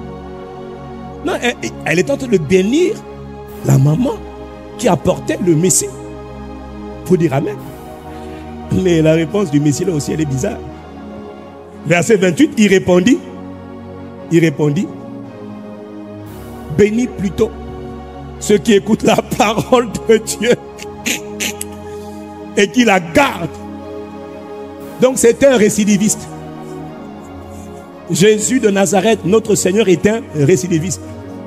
Première fois, maman naba leki, la maman et les petits frères. Il dit, les gars, ma famille, c'est eux là. Ceux qui écoutent la parole et qui la pratiquent. Deuxième fois, Jésus, oh ta mère, qu'elle est bénie. Effectivement, elle est bénie. Mais lui, il ramène dans la dimension réelle, la dimension spirituelle. Il dit heureux plutôt. Maman, excuse-moi, hein? C'est bien, mais béni soit. Là, en fait, il met la priorité sur les intérêts de Dieu. Il n'est pas dans les... Vous êtes trop parfois dans les émotions. Hein? Est-ce que je parle à quelqu'un? Voilà, acclame Jésus. Faut pas être trop. Voilà pourquoi je vais terminer dans 5 minutes. Termine dans 5 minutes. Voilà pourquoi la volonté parfaite de Dieu, c'est que toi et moi et nous tous et tout homme soient exposés permanemment à quoi? La parole de Dieu. Satan le sait. Satan sait que si tu expliques tout le temps la parole de Dieu, tu vas changer. Oh, dis amen. Mais comment moi j'ai changé? Comment toi tu es en train de changer? Peut-être on n'est pas tout. Personne ici n'est parfait. Personne n'est parvenu encore. Non, personne. Mais on est en cours. Et plus on entend la parole, plus ça nous transforme. Plus ça nous rend meilleurs. Elle change l'intérieur. Aïe, moi en tout cas la parole me transforme. Moi-même, il y a plein de choses que Dieu enlève. Ok, pas chez toi, d'accord, mais chez moi. Ouais. Dieu transforme chacun. Qui est en train d'être transformé régulièrement par la parole de Dieu? Qui est reconnaissant à Dieu pour sa parole qu'il envoie régulièrement? Dis amen à Dieu. Donc tu vois pourquoi quand Jésus était sur terre, il aimait que les gens se pressent pour entendre la parole.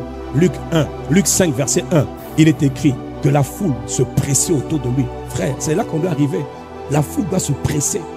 Le Congo, moi mon rêve c'est que le Congo tout entier se presse chaque jour. Pourquoi? Pour entendre la parole de Dieu. Dis amen. Jésus était là près du lac et la foule se pressait autour de lui. Pourquoi? Pas pour les guérisons, pas pour les délivrances, pas pour les prophéties, non. Les prophéties, les délivrances, les guérisons sont très utiles. Elles sont même... Mais le fondement, c'est d'abord la parole. Et de la parole, maintenant, sortent les guérisons, sortent les délivrances, sortent les prophéties. Amen. Et sortent aussi les prières. Dis amen. Mais le fondement, c'est la parole. Je n'ai pas entendu ton amen. Voilà pourquoi, dès que le Saint-Esprit est venu le jour de la Pentecôte, qu'est-ce qui s'est passé? Le Saint-Esprit a embrasé leur langue pour qu'ils prêchent le message de Christ. C'est la parole de Dieu. Le monde a besoin d'entendre la parole de Dieu. Les gens n'ont pas besoin d'entendre Castanou, ils ont besoin d'entendre la parole qui sort de la bouche. La parole de Dieu qui sort de ma bouche, qui sort de ta bouche. Voilà pourquoi tu dois étudier la parole. Tu dois aimer la parole. Tu dois chérir la parole de Dieu. Et tu dois la planter dans ton cœur, permanemment, volontairement. Comment veux-tu passer 2 jours sans écouter la parole? Une journée sans écouter la parole? Non, tu dois écouter la parole, tu dois lire la parole, tu dois méditer la parole. C'est une discipline de vie. Aujourd'hui, maintenant, il y a des écouteurs. Tu peux, en fait, tout est possible aujourd'hui. Ne suis pas les paroles des gens. Je suis en train de parler à quelqu'un. Toutes les fois que tu écoutes la parole de Dieu, même si c'est 10 minutes, tu te construis. Parfois, en 10 minutes, tu peux avoir écouté juste quelque chose qui t'a interpellé. Je ne sais pas si ça vous arrive. Tu écoutes même. Ne va pas dans les réseaux sociaux pour chercher les films. Aïe, aïe, aïe. Toi, tu vas tu es sur Internet pour chercher les films. Hey, ça c'est une malédiction. Passe ton temps sur les réseaux pour chercher la parole, oui. Chercher les messages qui t'édifient, oui. Mais dis amen. Mais c'est pas pour aller sur les bêtises de Netflix, Novella. Ça c'est des conneries, ça. C'est des bêtises. Investis ton temps dans la parole de Dieu. Le jour de la Pentecôte, des langues semblables à des langues de feu sont posées sur eux. Ribagoko Sapré, Pierre a commencé à prêcher la parole. Et les hommes ont été sauvés. Dis amen. Acte 4, ils prient encore sur la base de la parole. Regarde même leur prière, comment ils ont argumenté leur prière. basée sur la parole. Et ils finissent leur prière en disant, maintenant étends ta main. Qu'ils se produisent des signes, des prodiges, des miracles. Ils ont prié sur la base de la parole. Et puis après ça, automatiquement, la Bible dit que la parole se répandait. Waouh! Acte 6, verset 7. Il est écrit, la parole de Dieu se répandait de plus en plus. Il faut que la parole de Dieu prêchée se répande par les ondes de radio, par les ondes internet, par le porte-à-porte, par les campagnes d'évangélisation. Le but de Dieu, c'est que la parole de Dieu se répande. Mais Satan ne veut pas. C'est la parole. Donc voilà pourquoi notre responsabilité, c'est d'enseigner la parole de Dieu. Pas la parole de moi, mais la parole du Dieu vivant. Je dois étudier la parole, je dois te la donner. Toi, tu dois la recevoir, et puis tu dois la méditer, et puis après la donner à d'autres personnes. Oh, je croyais que j'étais en train de parler à quelqu'un. La parole de Dieu se répandait de plus en plus. Acte 6. Et le nombre de disciples s'accroissait. Parce que quand la parole se répand, je vous dis une chose, quand la parole se répand, n'oublie pas, la parole transporte la vie de Dieu, la puissance de Dieu, la capacité de Dieu, la sagesse de Dieu, la bonté de Dieu, l'amour de Dieu se trouve dans quoi? La parole de Dieu. Quand elle sort, toi tu n'es pas conscient, hein? Il y a des gens qui sont touchés. Aïe, ça m'a fait. Je ne suis pas. C'est la parole qu'ils ont entendue. Voilà pourquoi chacun doit être responsable d'écouter la parole de Dieu. Pas n'importe quelle parole, il y a Mouzoba. Pas les paroles bêtes, la parole qui vient des saintes écritures. Dis Amen. Voilà pourquoi tu es responsable. Et plus la parole se répand, plus les gens se tournent vers le Seigneur Jésus. Je n'ai pas entendu ton Amen. Acte 12, verset 24. Cependant, la parole de Dieu se répandait encore de plus en plus. Tu vois, dans le livre de Actes des Apôtres, Actes du Saint-Esprit, la parole fait que s'étendre. Elle envahit tout Brazzaville. À un moment donné, ils ont dit, mais vous avez rempli toute la vie de Jérusalem de votre enseignement. Et que Dieu fasse grâce. Que du plus petit de ce pays jusqu'au plus grand de ce pays. Que du nord au sud, de l'est à l'ouest. Que la parole se répande dans tout le pays. Que les gens entendent la parole et que leur cœur change. Qu'ils entendent la parole, qu'ils soient touchés. Mais pour ça, la parole doit être prêchée. Mais il ne faut pas qu'ils viennent écouter les bêtises. Oh non, le pasteur est à Dubaï. Oh, il a trouvé une soeur là-bas. T'as dit des bêtises qu'on raconte, quoi. Et puis il y a des gens, Amen, moi je suis pas là à Dubaï. Amen, moi je suis pas là à Paris. Amen.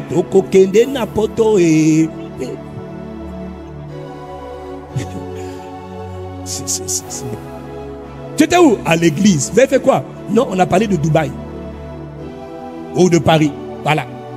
Mais est-ce que vous avez parlé de Dieu, le Père, de Jésus le Christ, ou du Saint-Esprit?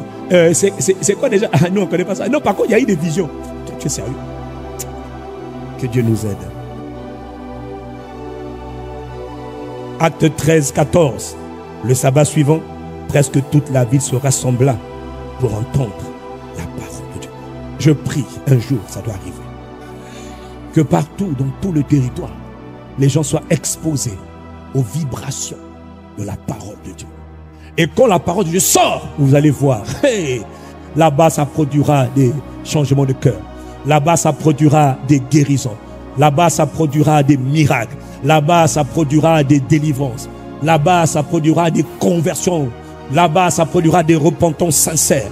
Là-bas, ça produira toute forme de transformation. La même parole sortie, elle ne produit pas le même effet. Mais elle produit l'effet qu'elle est supposée produire. Chez un, c'est telle chose qu'elle produit. Chez d'autres, c'est une conversion du cœur, une repentance sincère. La parole de Dieu est puissante. Oh, la parole de Dieu est capitale. Voilà pourquoi Satan attaque la parole et il fait en sorte qu'à l'église, on n'enseigne plus la parole de Dieu. Maintenant, le pasteur doit enseigner ce qui vous plaît. Voilà. Donc, comme vous ne voulez pas la parole, eh ben, je dois vous donner d'autres choses. Non, écoutez, soit vous quittez l'église, soit moi je quitte. Oh, je ne peux pas quitter. Il m'a dit de rester là. Donc, toi, si tu n'aimes pas la parole, il faut partir. Oh, je t'invite à rester. Tu as perdu le sourire, on dirait. Hein? Presque toute la ville s'assembla pour entendre la parole de Dieu. Waouh, dis avec moi, entendre la parole de Dieu. Les païens se réjouissaient en entendant la parole de Dieu. Ils glorifiaient la parole du Seigneur. Et quand la parole du Seigneur est prêchée, il y en a toujours qui sont sauvés. Dis Amen. D'autres sont sauvés, d'autres sont guéris, d'autres sont délivrés, d'autres sont transformés, d'autres sont touchés. C'est-à-dire, la parole produit tellement de choses. Mais sans la parole de Dieu, l'homme ne peut pas changer. Il n'y a que Dieu qui peut changer le cœur d'un homme. Comment? Par sa parole. Voilà pourquoi une église qui n'enseigne pas la parole, c'est une église qui va mourir, qui ne sert à rien. Il y a un temps où on doit prier sur la base de la parole, mais un temps où on doit prêcher la parole, on doit enseigner la parole. Dis Amen. Et puis un autre temps, maintenant, on doit faire autre chose sur la base de la parole. Mais la parole, c'est le commencement. La parole, c'est la clé. La parole, c'est l'art de la guerre. Voilà ce que Dieu dit par rapport à sa parole. Dis Amen. Voilà pourquoi il a dit que la parole de Christ demeure en vous pleinement dans toute sa richesse. C'est ça que Dieu veut, que la parole demeure en nous. Ok, je vais terminer. J'avais dit 5 minutes. Amos 8, verset 11 que nous connaissons. Dieu veut que son peuple, tu vois, la parole de Dieu ne vient pas dans le cœur d'un homme comme ça. Il faut que l'homme désire. Il faut que l'homme demande. Tout ce que tu veux que Dieu fasse, il faut demander. Tout ce que tu veux obtenir, il faut demander. Mais j'ai déjà demandé, demande encore. Et demande encore. Pourquoi Dieu veut que tu demandes? Parce que, c'est une manière de maintenir avec toi l'interaction. Tu sais qu'un père, une mère, les vrais parents, là, les bons parents, ont les enfants. Jamais un parent va te dire, un père, une mère qui aime l'enfant, même quand l'enfant dit, maman, j'ai fait tomber mon sac. Il va ramasse-le. Ok. Pourquoi tu m'as dit alors que tu as fait tomber le sac? Non. C'est une manière de maintenir la communication entre les bons parents et leurs enfants. Je n'ai pas entendu ton amen. Peut-être toi, tu n'as peut-être pas eu ça, hein? Mais logiquement, il faut que tu saches une chose. Hein? Dieu, non, parce qu'on a tous eu des parents parfois bizarres. Hey, non, c'est pas ça. Hein? Le bon parent, c'est pas hey, dégagez. Non, non, non, non. Il y a beaucoup de complicité entre les parents et les enfants. Les enfants qui grandissent bien, c'est les enfants qui ont grandi dans un foyer paisible. Mais la bonne nouvelle, c'est que là où tu n'as pas grandi dans un foyer paisible, Dieu te donne une vie paisible avec le Saint-Esprit. Hein? Et il te donnera de construire un foyer heureux, un foyer paisible. Et je veux que tu saches une chose, Dieu aime quand tu lui parles. Dieu, non, faut que tu comprennes ça. Parce que toi, tu as tellement eu papa terreur, maman gueulard, que tu penses que tu as une mauvaise image de la paternité ou de la maternité. Non, Dieu aime quand tu lui parles. Dieu aime quand tu t'approches de lui avec audace. Dieu aime quand tu lui parles cœur à cœur. Voilà pourquoi il y a des moments où tu vas parler en langue pendant longtemps, puis il y a des moments où tu vas parler de tout ton cœur. Comme Anne. Seigneur, tu sais que je ne peux pas. Les meilleures prières, hein, c'est les meilleures où tu parles à Dieu cœur à cœur. C'est comme si tu vois qu'il est là. Il est là. Hein? Tu dis, Père, tu sais quoi? Moi, je te dis quelque chose. Tu me vois là, moi, je ne suis rien. Mais toi, tu m'as aimé le premier pourquoi? Si tu m'as aimé, est-ce que c'est pour... Non, Père, excuse-moi. Moi, je te veux. Moi, j'ai besoin de toi. Moi, j'ai soif de toi. Je te cherche. Je te trouve toujours pas. Moi, je t'aime. Parce que tu es digne d'être aimé. Tu vois, là, on appelle ça des conversations intimes entre Dieu et toi. C'est pas quelqu'un, ça c'est cœur à cœur. Là, c'est pas à l'église, hein, avec le bruit de Samuel, là. Non, non, non, non, non, non. Là, il n'y a pas d'instrument. Là, c'est toi seul en train de parler. Comme on dit, je réponds mon âme devant l'Éternel. Je parle à Dieu. Et je lui parle sur la base de sa parole. Parce que j'ai médité la parole, j'ai vu que toi, tu m'as aimé d'un amour éternel. Alors accorde-moi la grâce de t'aimer. Pourquoi l'amour va être à sens unique? Je refuse. Fais-moi grâce de t'aimer. Fais-moi grâce d'aimer ta parole. Parce que par ta parole, je reçois la vie. Parce que ta parole, en elle se trouve la vie. Moi, je veux la vie qui écoute de ta parole. Dis Amen. Et il te dit, tout ce que tu veux obtenir de Dieu, il faut demander à Dieu. Donc on dit, mais j'avais prié hier. Prie encore aujourd'hui. La prière, c'est pour tous les jours. Hein. La prière, c'est pour? La prière, c'est pour? La prière, c'est pour? Tous les jours, on parle à Dieu. Tous les jours, on communie avec Dieu. C'est pas d'abord, oh éternel Dieu, tu laisses d'abord ça là. Ça c'est autre chose. T'as mal, tu as été déformé. Éternel Dieu tout-puissant. Non, tout n'est pas Dieu tout-puissant. Tout c'est papa, mon Père et mon Dieu. Mon amour et mon trésor. Ma passion profonde. Ma quête, ma poursuite. Je t'aime mon Dieu. J'ai besoin de toi. Je te demande, fais-moi grâce. Je te demande de me faire miséricorde. Moi je ne connais rien, mais moi j'ai besoin de toi. Mon âme a soif de toi. Je te cherche mon Dieu. Cette semaine de jeûne et de prière, on va continuer encore à dire à Dieu la même chose. Hein. Les meilleures prières, c'est pas oh éternel, non. C'est d'abord Père, moi je veux toi. Jésus a dit attendez, alors je m'attends à toi. J'ai besoin de toi. Je veux te contempler. Je t'aime. Répands dans mon cœur la soif d'entendre ta parole. Dis Amen. Dis avec moi Père, dans le nom de Jésus. je te demande maintenant, fais-moi grâce. Donne-moi un cœur qui a soif d'entendre les paroles de Dieu. Donne-moi un cœur assoiffé, mais franchement assoiffé, d'entendre tes paroles. Père, je demande au nom de Jésus, pour moi-même, mais aussi, Père, pour mes frères et mes sœurs. Père, accorde-nous la grâce d'avoir des cœurs assoiffés, d'entendre les paroles de Dieu. Élève ta voix pendant 1 minute et parle à Dieu. Et j'ai terminé. Élève ta voix 1 minute. Élève ta voix. Fais-moi grâce. Calmement. Donne-moi un cœur. Chacun prie. Chacun parle à Dieu. Un cœur assoiffé d'entendre les paroles. Oh, donne-moi un cœur assoiffé d'entendre les paroles qui sortent de la bouche de Dieu. C'est toi qui crées en moi le vouloir et le faire selon ton plaisir. C'est toi. Et comme c'est toi qui crées en moi, renouvelle en moi ce cœur assoiffé. Ça fait longtemps que je ne méditais pas la parole. Ça fait longtemps que je ne suis plus exposé à la parole. Ça fait longtemps que mon cœur n'a plus soif d'entendre tes paroles. Je me retrouve à passer des journées à parler de tout sauf de ta parole. À entendre de tout sauf ta parole. Élève ta voix, parle à Dieu. Réveille cette soif. Déverse dans mon cœur la soif d'entendre. Celui qui demande, c'est celui à qui Dieu fait grâce. Celui qui demande, c'est celui que Dieu exauce. Ce que tu demandes, c'est ce que Dieu fait. Élève ta voix et parle à Dieu. Aujourd'hui, c'est dans le calme. Ça se passe dans le calme. Père, fais-nous grâce. Ta parole, la faim, la soif, la faim, la soif de méditer ta parole, d'entendre ta parole.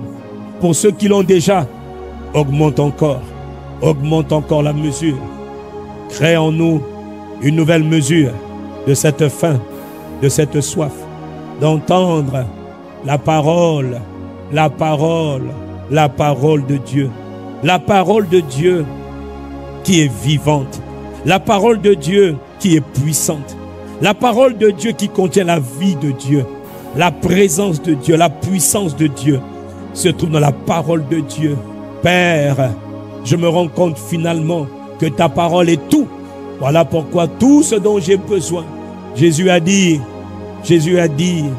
Marthe, Marthe, tu t'inquiètes pour peu de choses, mais Marie a choisi la bonne part qui ne lui sera pas ôtée, enlevée, retranchée.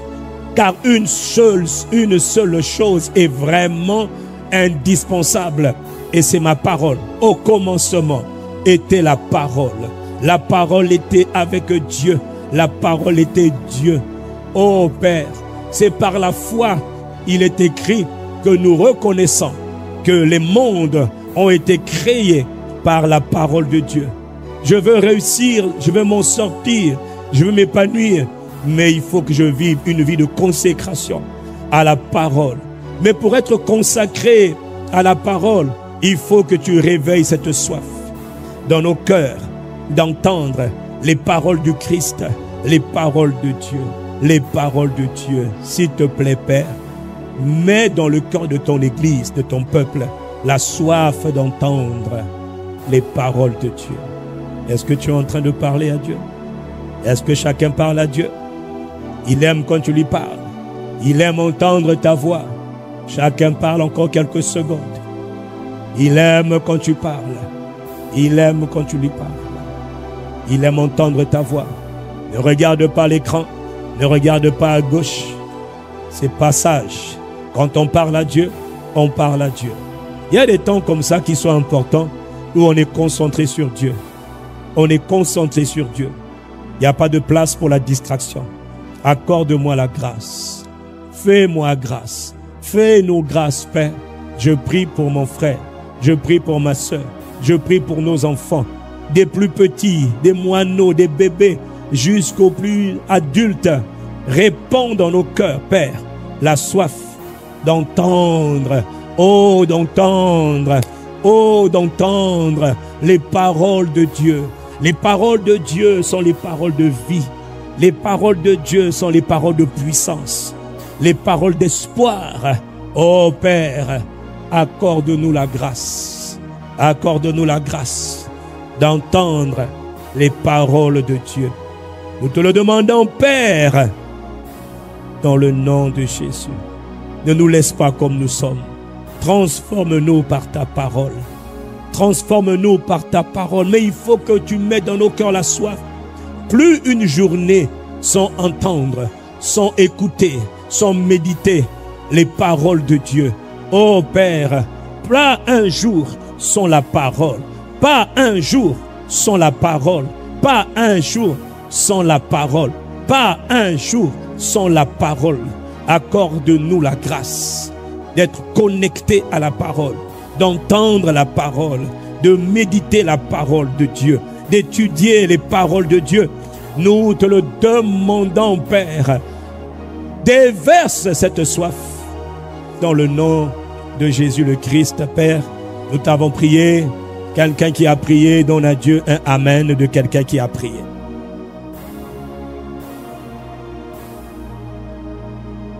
Alléluia. Maintenant, tu peux acclamer Dieu. Maintenant, tu peux prendre le temps d'acclamer Dieu quelques instants. Si Dieu t'a rafraîchi, renouvelé, parlé, devant demander à Dieu cette grâce de nous consacrer à la parole et à la prière.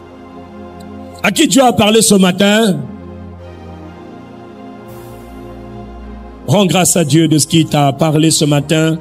Prends 10 secondes, dis-lui merci, Père, dans le nom de Jésus. Merci de ce que Dieu nous parle encore ce matin au sujet de la parole de Dieu. Que nos cœurs soient attachés à la parole de Dieu. Que nos cœurs poursuivent la parole de Dieu. Merci infiniment. Élève ta voix, dis-lui merci. S'il t'a fait du bien, faut dire merci. Si Dieu t'a parlé, faut dire merci. Dieu t'a touché, faut dire merci. S'il t'a rappelé quelque chose, faut dire merci. Ce sont des messages très simples, mais en même temps, ce qui est simple fait partie des fondements de la vie chrétienne, des fondements de la vie spirituelle. Tout commence par la parole de Dieu. Reçois nos actions de grâce, notre Père et notre Dieu, dans le nom de Jésus.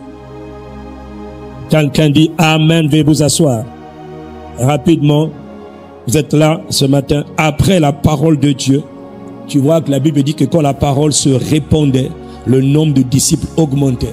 Quand la parole sort, elle produit toujours des conversions. C'est-à-dire les hommes quittent le monde des ténèbres pour rentrer dans la lumière.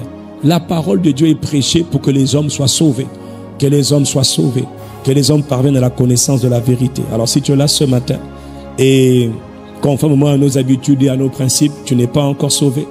Tu n'as pas encore reçu Jésus comme Seigneur et Sauveur. Tu n'as pas encore reçu la vie éternelle. Ton nom n'est pas encore inscrit dans le livre de vie qui est dans le ciel.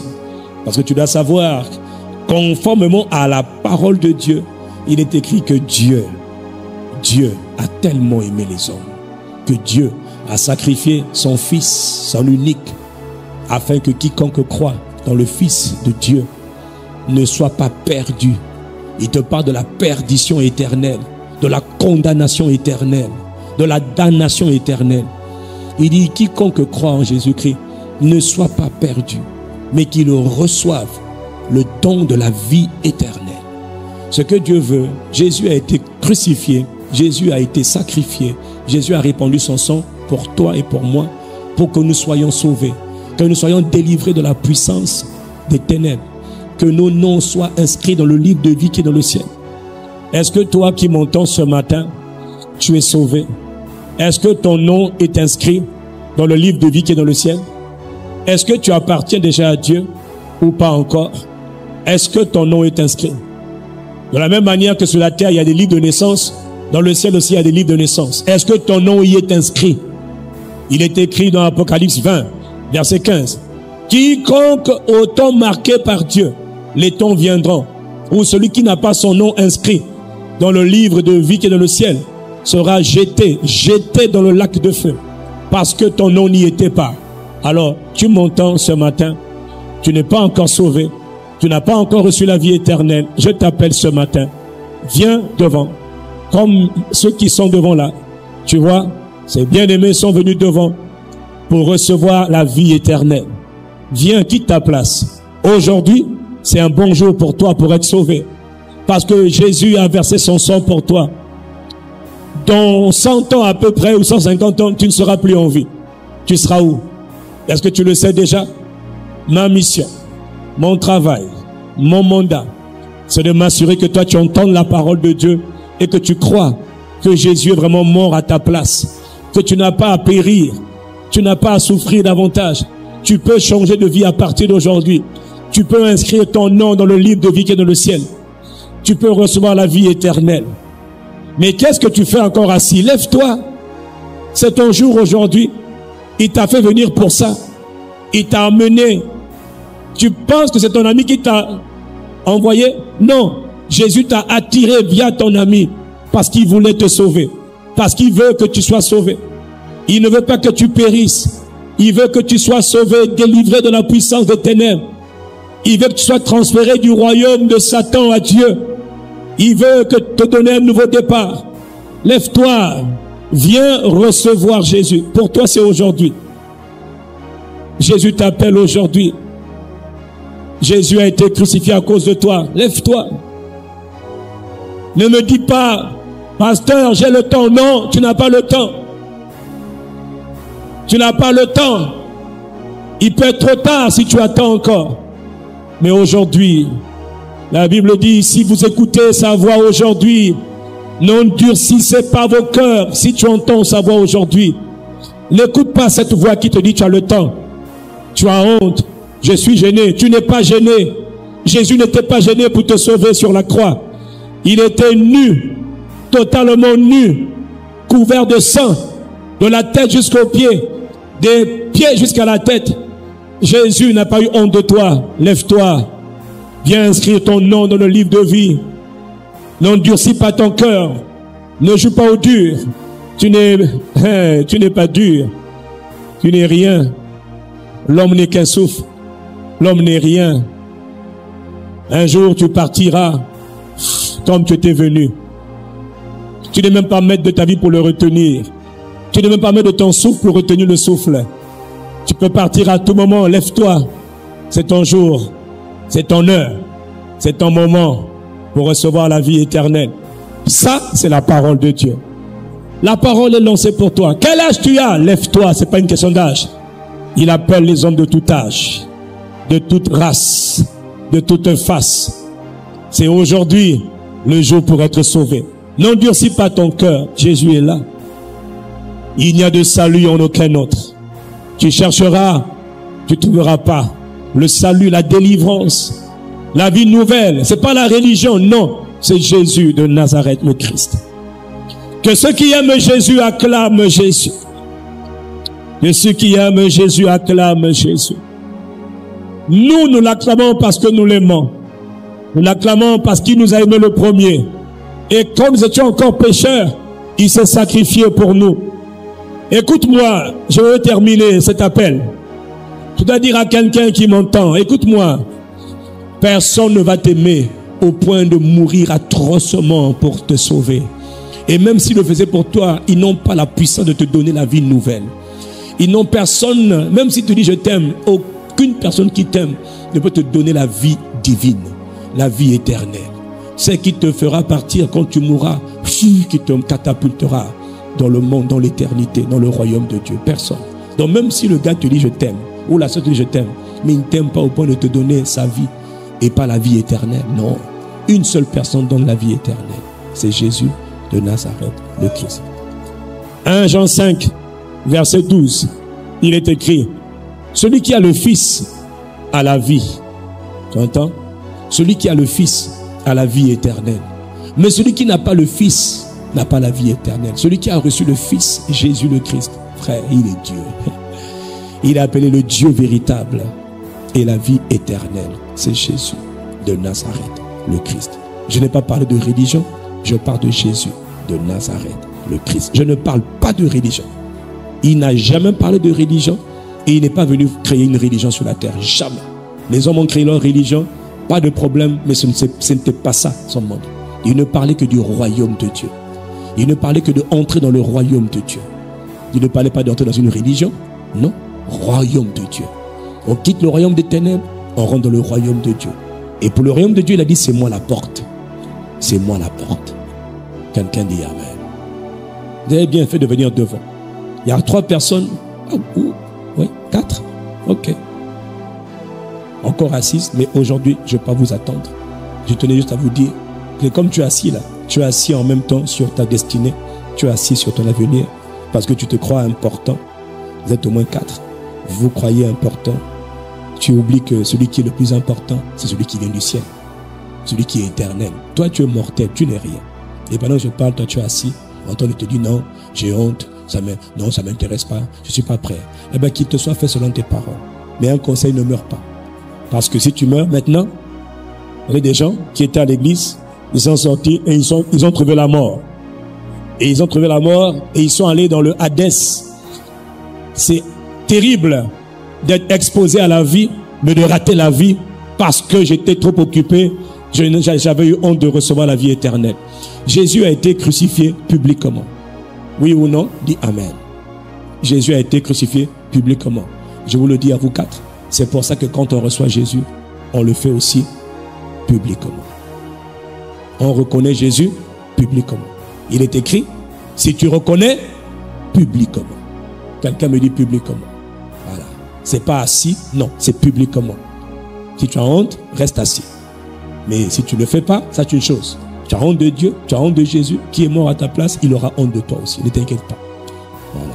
Celui qui a des oreilles, qu'il entende. Et ils sont 4 pendant que je suis en train de parler. Ouais. 4. Donc, je n'ai pas envie d'insister, mais je dis 4. Voilà. Quelqu'un dit publiquement. Est-ce que quelqu'un ici a reçu Jésus publiquement? Moi, c'est mon cas. Est-ce que tu as eu honte de ça? Tu étais content?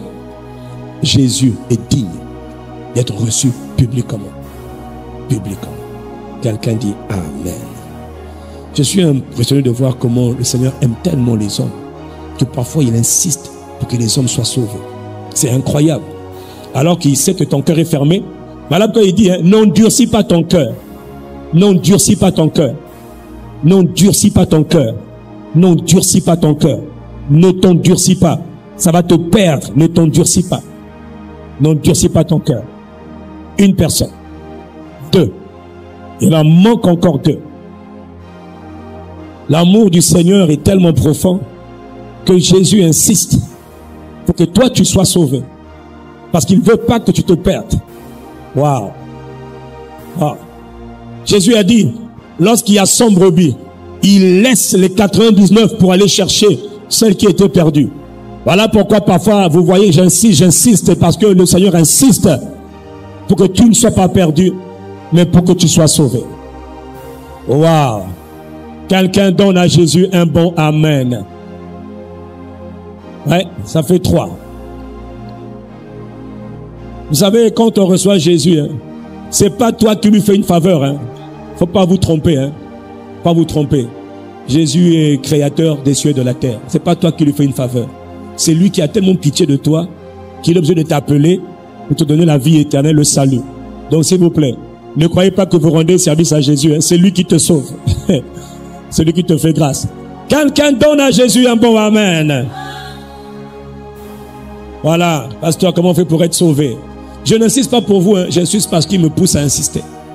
C'est pas pour vous. C'est parce que Jésus m'a appris la valeur de toute âme humaine. Ouais. Il laisse 99, il en cherche une. Parfois, tu vois que je traîne dans le culte. Je suis en train de prendre du temps, alors que j'ai pas envie de prendre du temps. J'ai envie d'aller vite. Mais le Seigneur dit non. Il y a quelqu'un qui doit venir. J'attire à moi ce que je vais sauver. Voyez? Hein? L'éternité dans le royaume des morts, dans le lac de feu, mon frère, crois-moi, c'est une réalité. Je vais vous demander d'incliner votre tête, baisser votre tête en signe de révérence envers Dieu. Ne soyez pas distraits, car Jésus vous sauve aujourd'hui. Dis avec moi, Jésus me sauve aujourd'hui. Vous allez répéter avec moi cette prière à haute voix. Moi, je l'ai fait il y a 30 ans. Aujourd'hui, c'est votre jour. Et c'est un bon jour pour vous. C'est là que tout commence. Répétez avec moi, Seigneur Jésus, j'ai entendu ta parole. Je crois et je confesse que tu es le Fils de Dieu, que tu es mort pour mes péchés. Tu es ressuscité le 3e jour. Jésus de Nazareth, le Christ, tu es vivant. Je me tiens devant toi. Pardonne-moi mes péchés, conscients et inconscients, volontaires et involontaires. Purifie-moi par ton sang précieux. Seigneur Jésus-Christ, viens dans mon cœur, viens dans ma vie. Je t'invite comme mon sauveur et mon Seigneur. À partir d'aujourd'hui, inscris mon nom dans le livre de vie qui est dans le ciel. Sauve-moi, délivre-moi, transforme ma vie. À partir d'aujourd'hui, Seigneur Jésus, je t'appartiens. Je vais marcher avec toi. Je te glorifie. Je te remercie. Jésus le Christ. Merci, Père, dans le nom de Jésus. Merci de ce que tu m'as appelé, me donner la vie éternelle.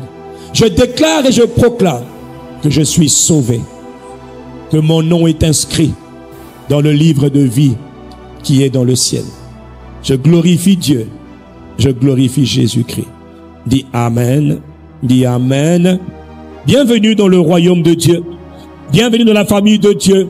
Acclame Dieu, car il a dit, si tu reconnais publiquement que Jésus est le Seigneur, et tu crois dans ton cœur que Dieu l'a ressuscité d'entre les morts, alors tu seras sauvé. Bon, je trouve vos acclamations tellement timides que je ne sais pas si c'est sincère. S'il y a de la joie dans le ciel, pourquoi n'y aurait-il pas de joie dans ton cœur quand Dieu sauve? Que ceux qui rendent grâce à Dieu acclament Dieu, et toi qui es devant acclame Dieu. Dites Amen. Je vais vous dire une chose. La plus belle de toutes les décisions que moi j'ai prises dans ma vie, c'était celle de recevoir la vie éternelle.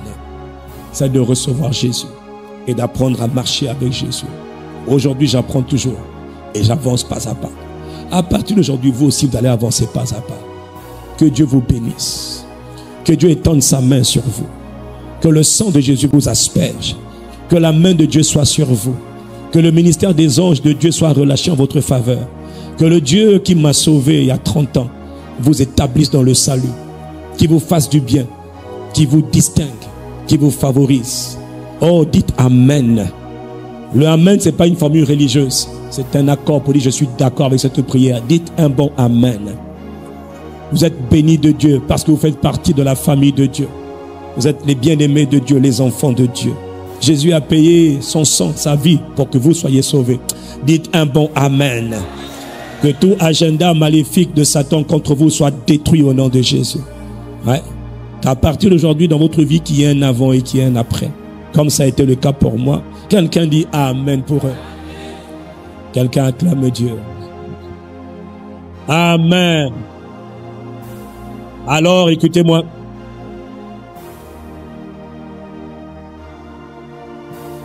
Vous là, faut sourire. Vous êtes là. Faut sourire, c'est un bon jour.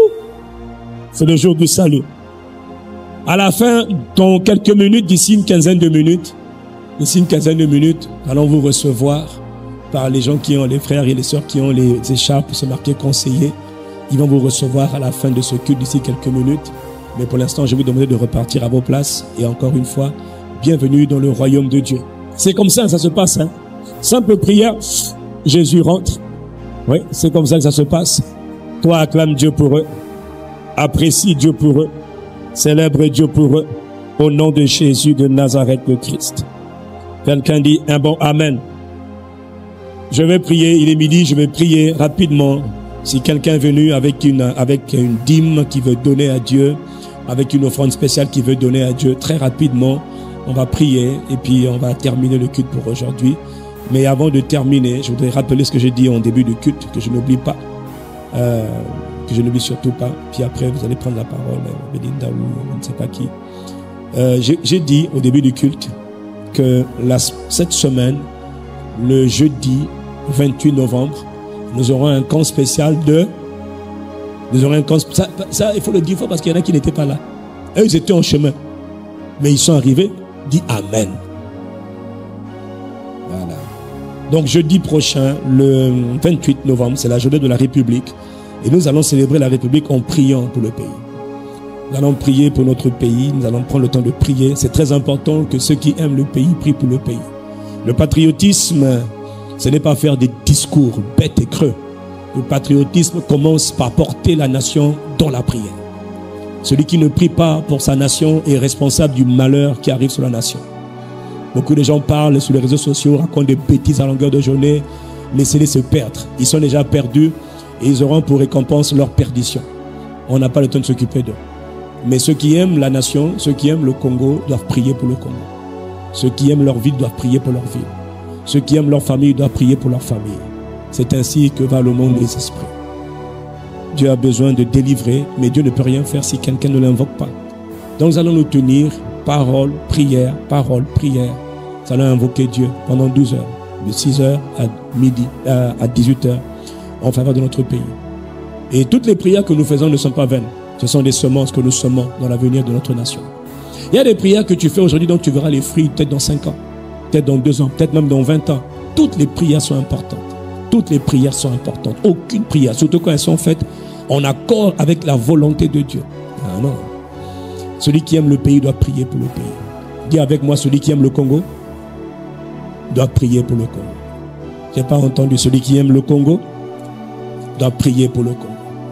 Ouais. Laissez les autres aller faire leurs affaires. Nous, on doit se tenir devant le Dieu vivant, le trône de la grâce. C'est là qu'on vient faire des transactions avec le monde des esprits. Tout peut changer si les hommes payent le prix dans la prière. Et ils payent le prix en persévérant. Toute prière n'est pas toujours exaucée tout de suite. Ou plutôt, toute prière rencontre de l'adversité. Voilà pourquoi il faut continuer à prier. Et là où il y a les ténèbres ne sont pas un problème. Le problème, ce sont les intercesseurs qui relâchent et qui abandonnent trop tôt. Il faut continuer à prier jusqu'à ce que nous voyions l'exaucement. Est-ce que Dieu peut compter sur toi? Si tu aimes ton pays, viens prier pour ton pays. Si tu n'aimes pas ton pays, reste à la maison. Va dans tes restaurants, va voir tes copines, tes amis. Allez, faites vos bêtises. Mais il y en a qui aiment leur nation et qui veulent voir la gloire de Dieu être visible sur leur nation. Heureuse la nation dont l'Éternel est Dieu. Je suis convaincu que tout le monde est pessimiste. Beaucoup sont pessimistes. Je ne suis pas pessimiste. Je suis convaincu que notre pays a un grand avenir. Et cet avenir, on ne va l'enfanter que par la prière. Pas par la création des associations extra-politiques ou machin. Ça, c'est vos histoires. Laissez ça là. Ça n'a jamais marché, ça ne marche pas.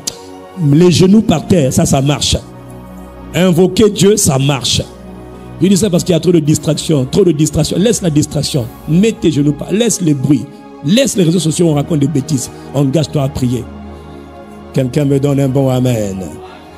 Et donc, le vendredi aussi, à partir donc, le lendemain, à partir de vendredi 18h jusqu'à samedi 18h, le baptême n'est pas annulé, pas du tout. Le baptême se fera à Doxa, mais nous on sera ici pour prier.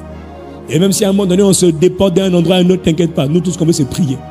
Il est écrit de prier en tout temps et de prier en tout lieu. Amen, amen.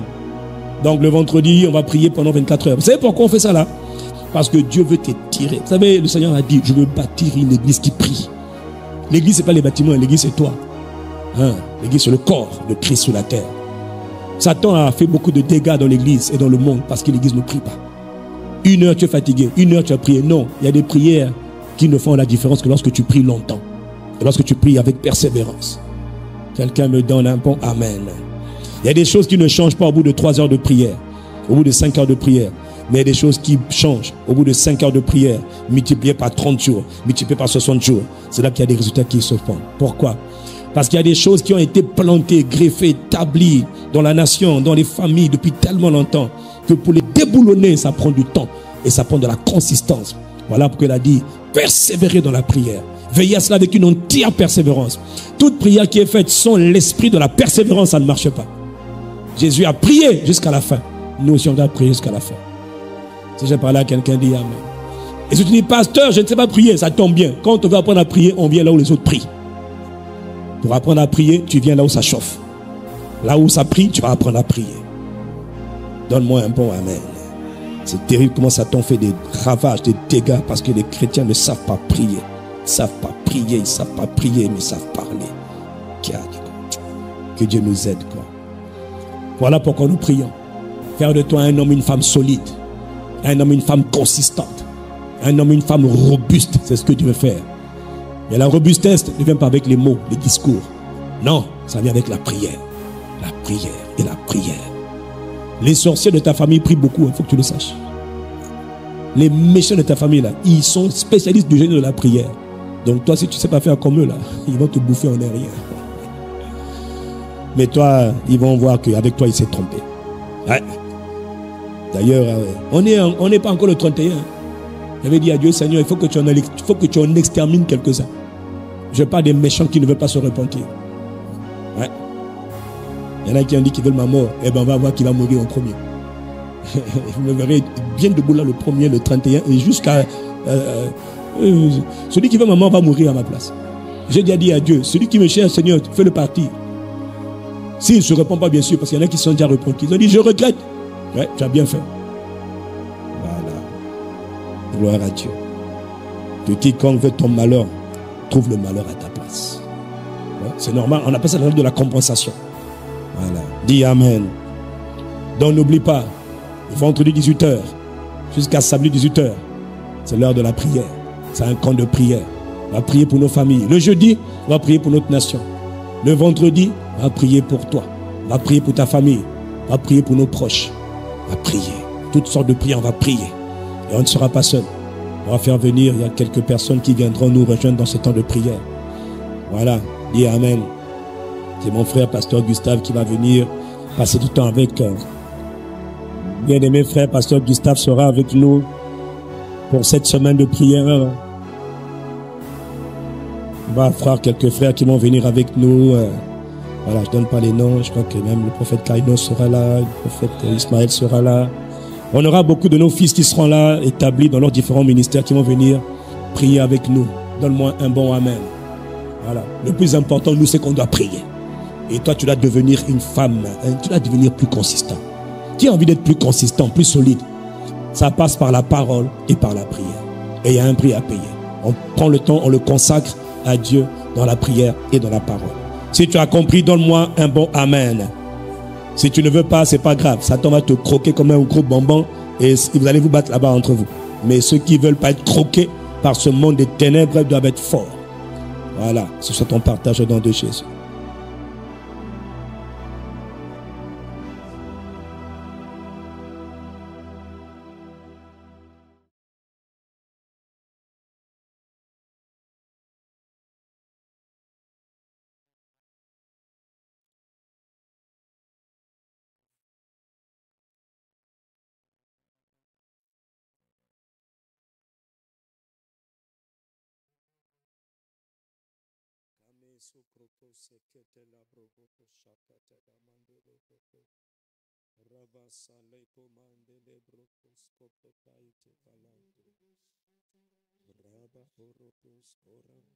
Shalom peuple de Dieu, merci d'avoir suivi cette vidéo.